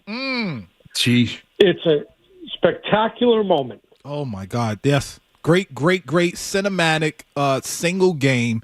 And for all the reasons that I've said, you got something going on beyond the game, outside of the storyline is already there. Oh, my goodness. Let's see. We got so many. Oh, I like this one. Let's go to Fred in Grafton. Fred. Hey, how's it going? So not really a sporting game, but an event. Yes, that's Tyson fine. Douglas. Oof. You can't say anything better than that, right? That was unbelievable. Yeah, what a story. What a story. Yeah. We thought Tyson was going to walk in there, do what he got to do as usual, and walk out. But it has all the storylines. I mean, it was he had to fight in Tokyo in the first place. Then it was, remember, Tyson knocked him down a couple rounds earlier. Right. And the controversy of the dude was laying on the ground for 15 seconds.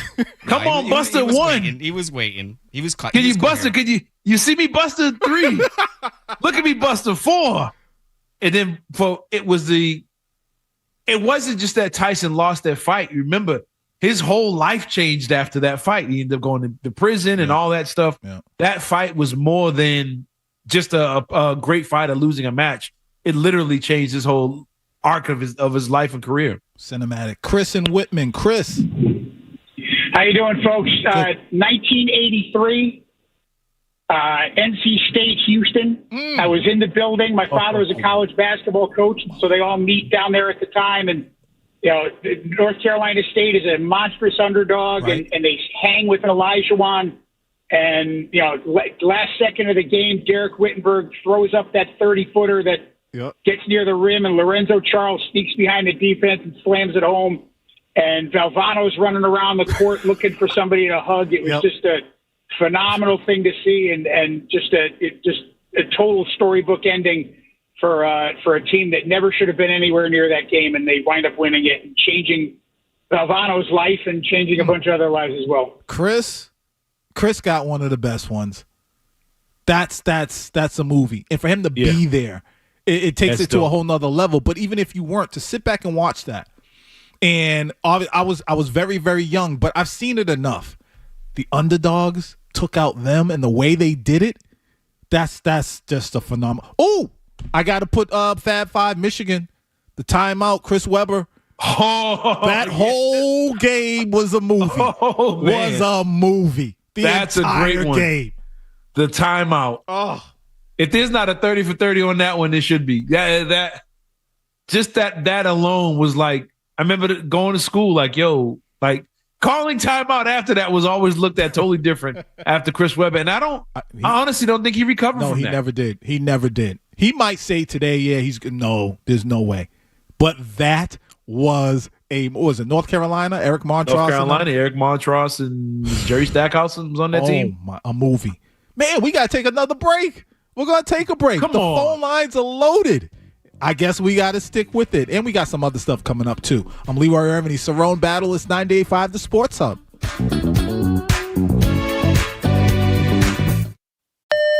You're listening to Leroy.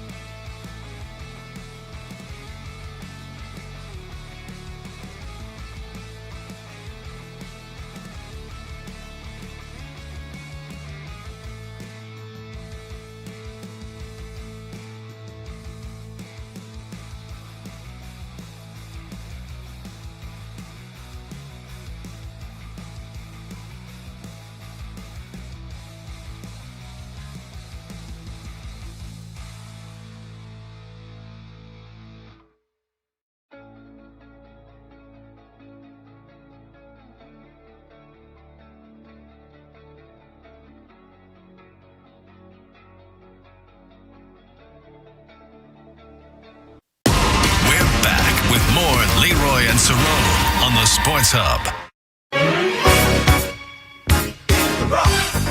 985 The Sports Hub. Welcome back. 617-779-0985 is the number. I'm Leroy Irvin. He's Cerrone Battle. And, the listeners are phenomenal. What's up, George? I see you over there bopping your head. Grooving, baby. There you go. We're celebrating the Whispers as they lost one of their members. Let's get back to the phones. What's the greatest story ever told in a single sports game that you witnessed? Straight cinema. And people got so many great examples. And you can talk about whatever else. We got Celtics conversation. Matter of fact, let's go to Jim in Leominster, a.k.a. Leo Minster. Jim, what's going on? Leo Minster, love it. What's going on? Well, first of all, love your show. You guys need to be on the air more often. Appreciate you. Thank you. Best moment ever. Not going to say ever, but 92. Christian Laettner didn't miss a shot and hit the last one. Yeah. Duke, Kentucky. Yeah. That crazy game, good. Yeah. That was a good one. And you got a Celtics take? I got Celtics/basketball take. Okay. We're going Leo Minster here.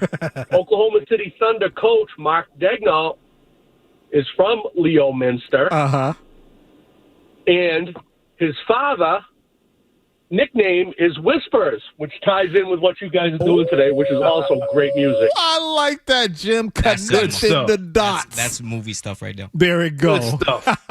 Let's go to Phil in a car. Phil, what's going on? Hey, thanks so much for the time. So, first, the whole 2011 Stanley Cup was like a movie. Each game was nuts. They had a game against the Stars, 3 fights in 4 seconds, followed up by 2 goals before like the 2-minute mark. But sticking with the Bruins, the one game that I always remember is when the Bruins crowd sang the national anthem in the Garden. Rene Rancourt puts the mic up, the whole crowd sings the song, and Bruins go on to win. It's like one of the best singings of an anthem in a sports game ever. God. That's a movie. That's what we're talking about, people. Yeah. Not a series. It's not a something moment more in than the the game, X's and O's. An entire game just having what it takes to be a movie. And that's what we're talking about right there. All-Star game at Fenway. The Ted Williams thing before the game and all that stuff.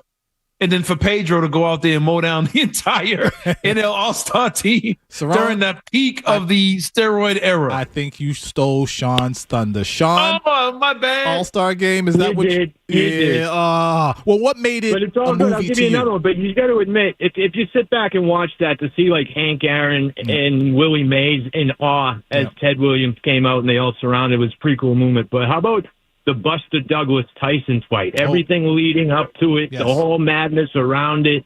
That was an event and shocking. Oh, yeah. Thanks, Sean. We appreciate it. Someone called in and said that one, and it's true. Yeah. What a movie. What a movie it was indeed. Buster Douglas had just lost his mother, too. That he fought with a heavy heart and was able to overcome. He felt invincible, and that's kind of what took over that fight, why he was able to dominate that fight. Oh, my goodness. Let's go to, is this Gene in a car? Hi, guys. Hey, what's going on? First of all, my favorite show. I love you guys so much. Thank you. Thank you. My greatest moment, and I know we don't like to talk about this up here in New England, Super Bowl 42, Pats versus Giants. I know. As a diehard Giants fan, though, knowing what they went through, first 6 seed to ever win a Super Bowl, got beat up bad by the Patriots at the end of the season, and just Tom Coughlin on the sideline just staring down Belichick. Is that the game they showed up in black suits? No, that was 2011. Oh, that was 2011. Okay. Oh, my but goodness. Still, just the perfect season on the line.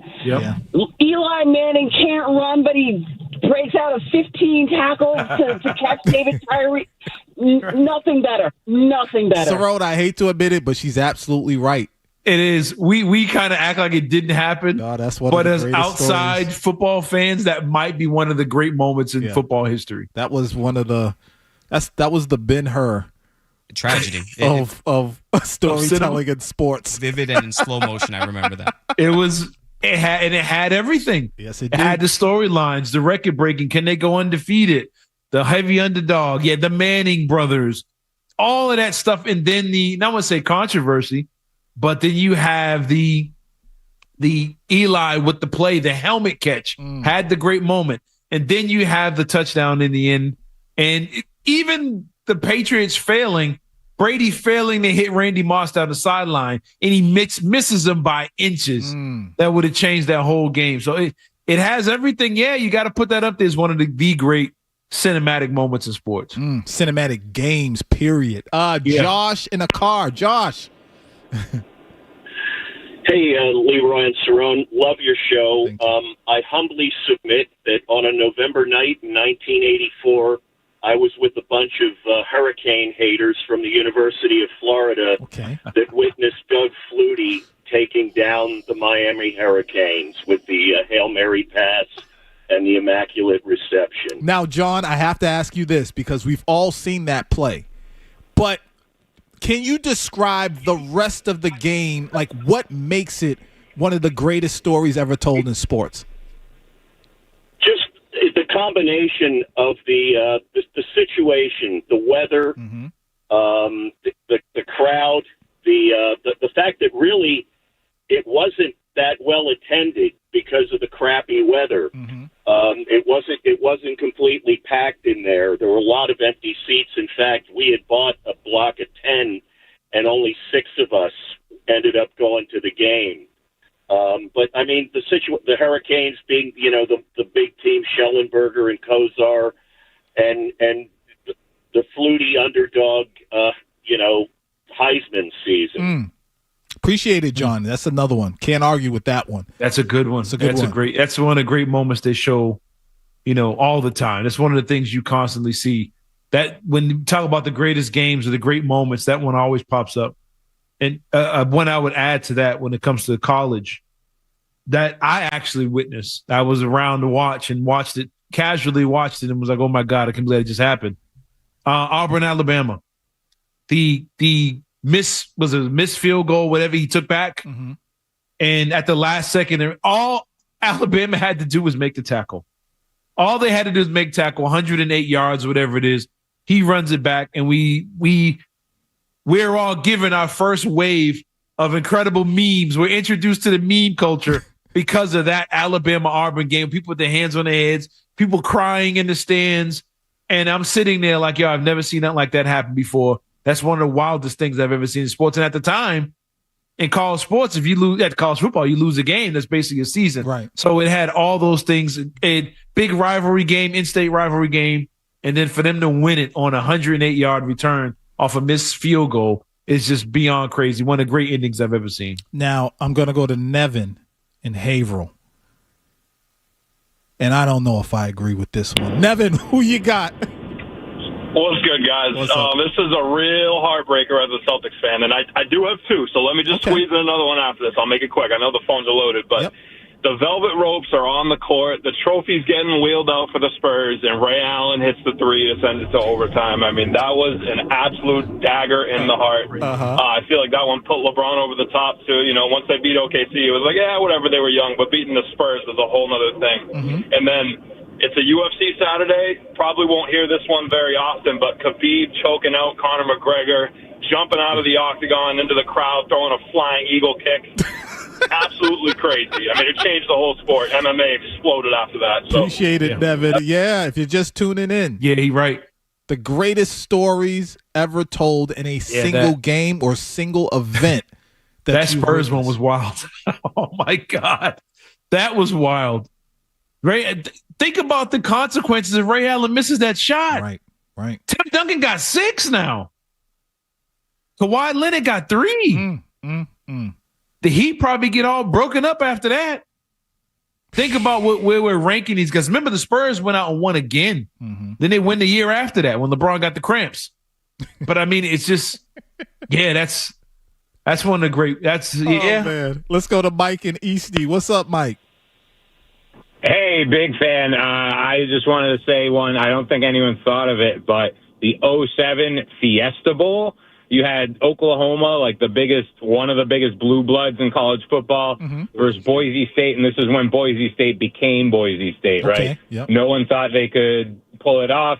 Back and forth game the entire time, and then I think it was a hook and ladder play. They ran a trick play. A hook and ladder play. Boise State ran to tie it up, and then you have they go for 2 in overtime.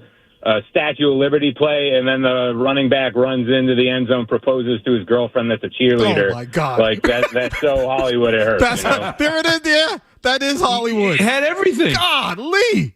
It had the heavy favorite against you got the heavy favorite, the huge underdog, the small school, back and forth game. Coach emptying out the playbook with mad trick plays at the end that all worked. And then dude runs into the end zone. And when he scores, he proposes to his girl.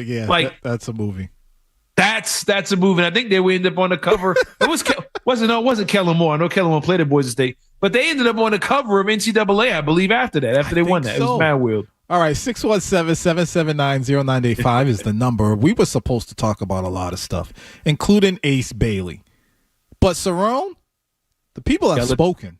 You got to let the people talk. The phone lines is going nuts. They're going crazy.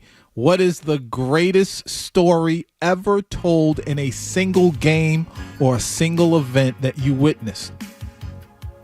It was a movie. It was cinematic. Not a series, but a single game. Call us up, 617-779-0985. We'll be right back.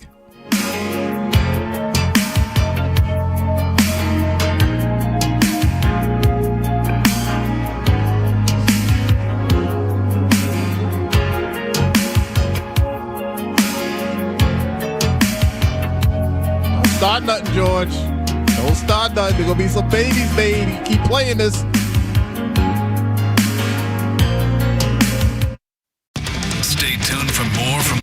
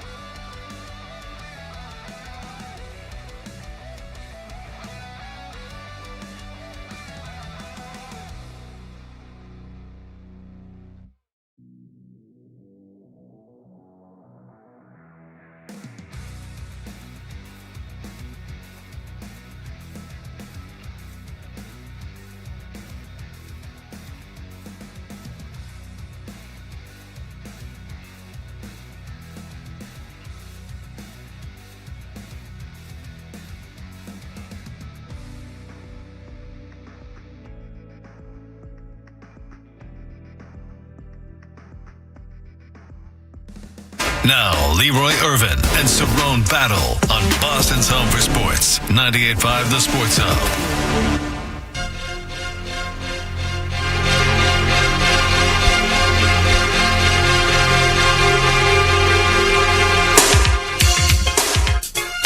.95 The Sports Hub. We are back. Leroy and Cerrone having a lot of fun. We are talking about the most cinematic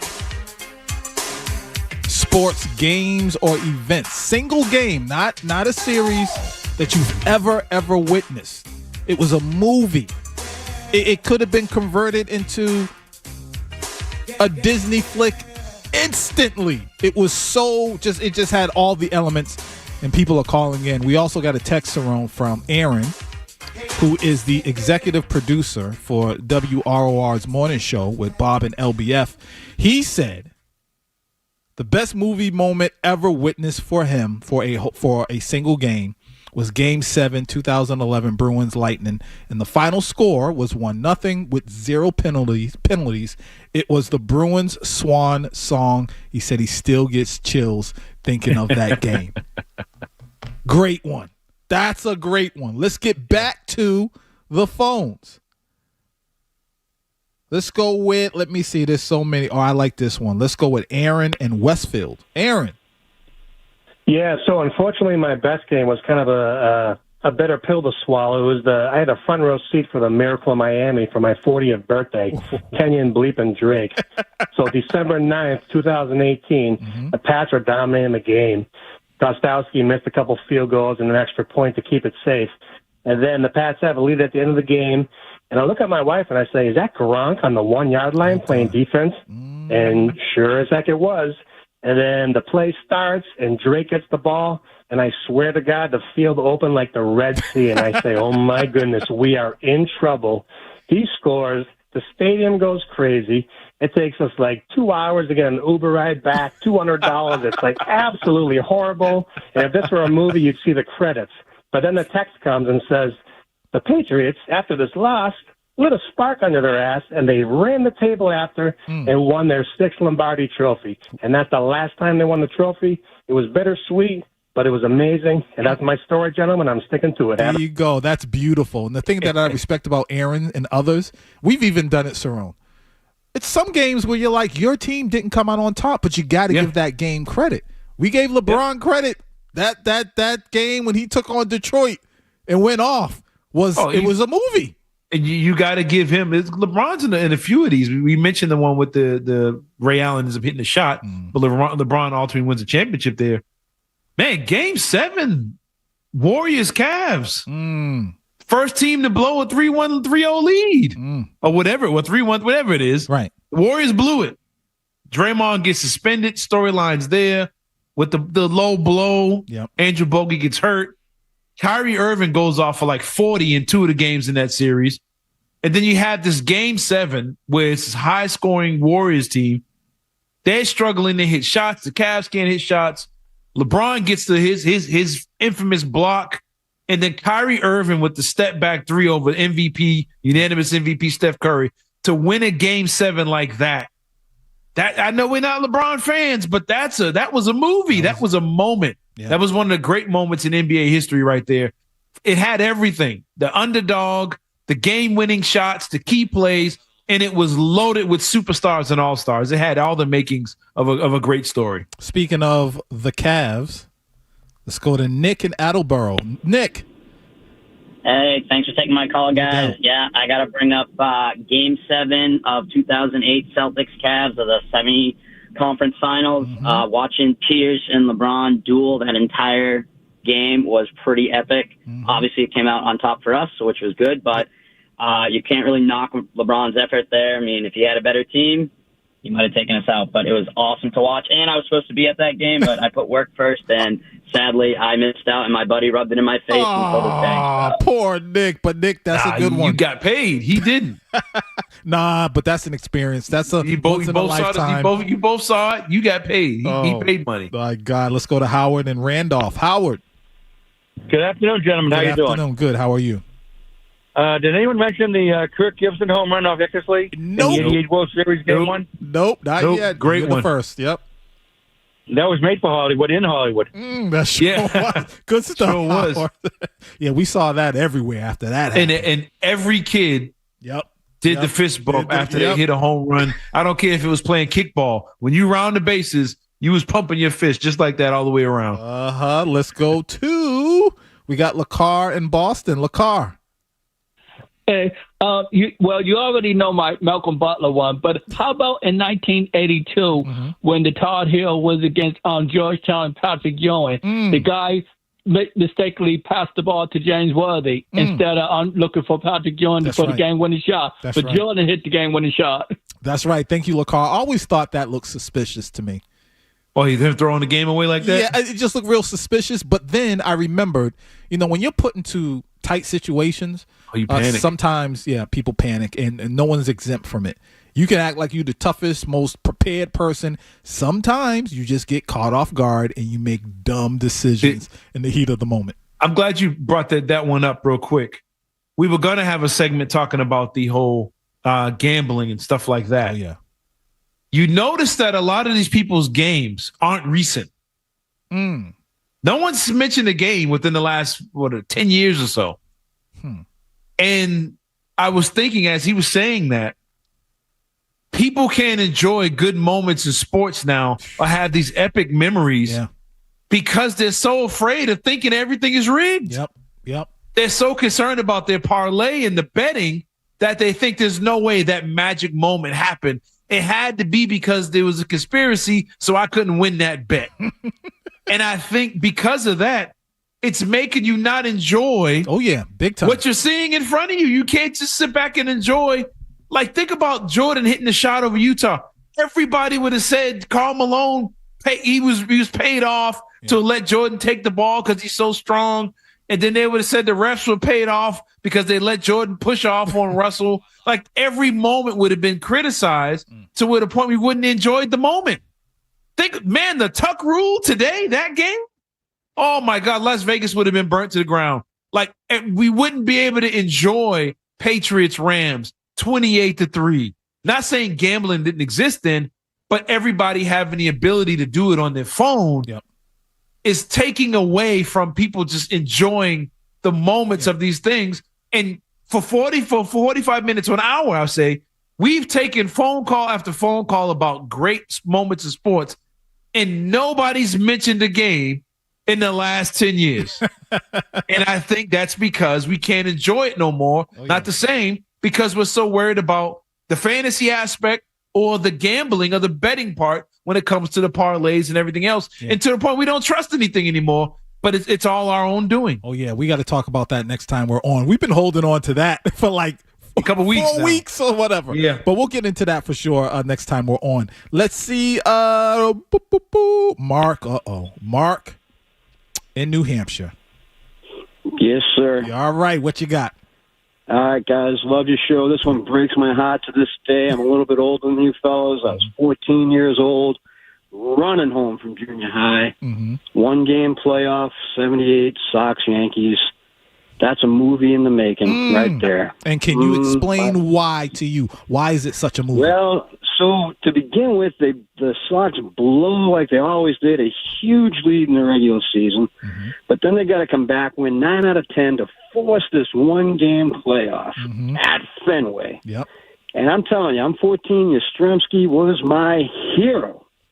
He home runs off Guidry early on. Sox are in the lead. You get these crazy plays. Remy hits one out to Pinella. It bounces. He can't see it in the sun. He sticks his glove out, saves 2 runs, and then Bucky. I won't say it. Yeah, I don't say take your license away. Bucky bleeping Dent. You can still see my guy Yaz crumbling to his knees against the wall when that thing goes into the net. Oh. Thanks, Mark. It's funny. The way Mark said the story, it sounded like old school campfire. Everyone gather around. Let me tell you the story of Bucky freaking Dent. And that's exactly what we're talking about. Games that have that type of, like, you could sit and tell the story and it's interesting. Not all games are like that. So many just go through the motions.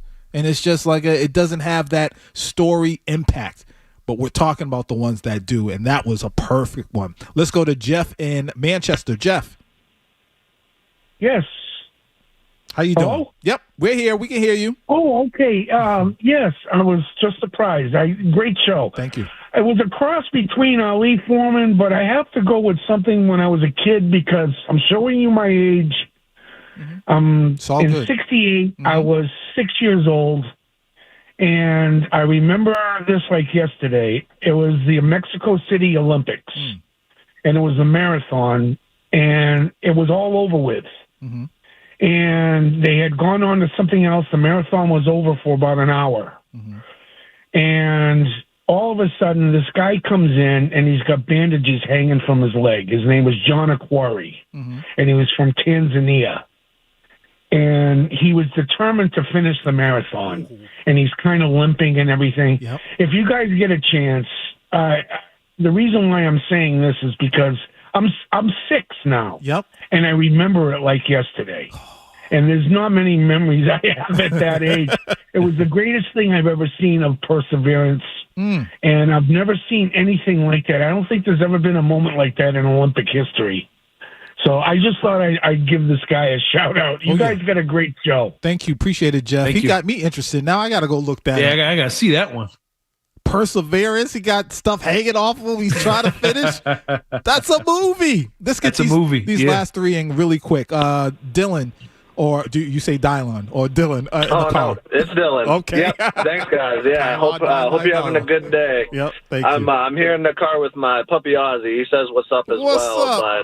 But yeah, so one thing I was thinking is Kobe Bryant's last game. I'm not sure if someone brought this up at all, but dropping 60, all the celebrities there, of course, 23 in the fourth quarter. I mean, that was pretty much watching a movie in itself. So I'll hang up and listen, but great show. Appreciate you guys having me on. Appreciate it, Dylan. It was mentioned before, but that's okay because it was. And not everybody was listening and heard that. Let's go to Mark in Woburn. We'd like to get everybody in. Go on, Mark. What's up? Hi, guys. How you doing? Great show. Thank you. I don't know if anybody mentioned the Doug Flutie, Hail Mary. Oh, yeah. Absolutely. Yep. Absolutely. But why was it a movie to you? The whole game was a heavyweight fight. I mean, it was just one score after another. You knew that the team that had the ball last was going to win the game. Wow. That's what's up. Thank you, Mark. And last but not least, JT in a garage. JT, what you doing in the garage? How you doing? How you doing, guys? I'm just working on the bike today. Oh, okay. All right. Great show. All right. Thank you. What do you got? I see you got multiple things. Real quick, I got to take on the Celtics. Yep. Do you think possibly Tatum is a little more injured? They seem to be pushing this. He's so ahead of schedule. Yeah. But it could be the new owners. I'm not sure with the salary dumps and I don't know. But in terms of the best topic you guys have ever brought up on the station, not just you guys, everybody. I was a 20-year-old kid, December 3rd, 1987. The Boston Bruins were playing, and they won against the New York Rangers. And Ray Bork, he gave up his jersey to Phil Esposito when they retired his number. Okay, wow. I was there, and it was fantastic. Oh my God. And JT getting emotional. JT, we appreciate it. He's getting emotional right now. It's all right. That's what we talking about. Great stories. Great calls. Thank you all for calling in. We are so. And that's another one I have to go back and look because I didn't know. I didn't know about that either. I didn't know that. So I have to go look that up now. Thank you. Thank you for all the callers who mentioned things before my time or when I was young or whatever, or not as interested in some things, because now my Saturday is going to be filled going back and watching all these moments that you guys have mentioned that I've never seen or watched. And hopefully there's some 30 for 30s on some of these so we can get some backstory. I want to watch the whole Flutie game. I want to see the whole game, snap for snap, not just to see like what led up to the Hail Mary. Like you mentioned the conditions. I didn't know about the conditions of that game. So now I have to go back and watch all these cool moments here and enjoy them all over again. All right, we got to take a quick break. When we get back, the players call, and then we'll be saying goodbye. I'm Leroy Cerrone, he's Cerrone Battle. It's 98.5 The Sports Hub.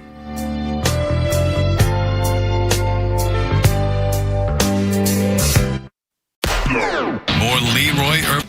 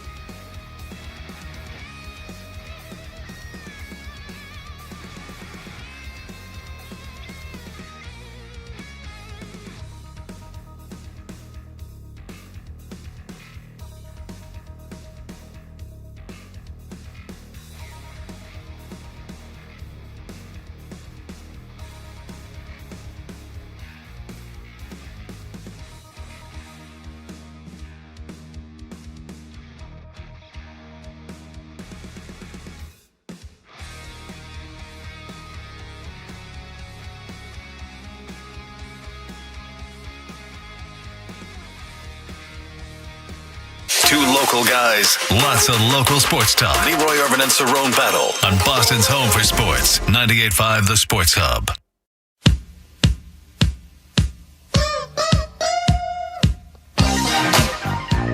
All right, welcome back. 98.5 The Sports Hub. I'm Leroy Irvin. He's Cerrone Battle. Having a lot of fun today. As usual, try to have fun and be informative and lighten the mood. There's some friction from time to time. We keep it 1,000. We keep it real. Yeah. Real quick, some breaking news, some sad news. Dave Parker, Hall of Famer and former MVP in Major League Baseball, has passed away at the age of 74. So I had to put that out there. Rest in peace. And, you know, I think what we're about to do is going to make even more sense, especially putting that information out there. We do this thing called the Players Call, and the reason why I'm mentioning that is because you have to take time to show people their love and give them their flowers. So with that being said, let's do the Players Call. Y'all want to hear my player call? I think, do you want to hear the player call? So again, this is the and the rest of his filmmaking crew. Oh, wow. That's what's up. Listen, we got to get out of here. We appreciate all the love and support. The interaction has been great. This is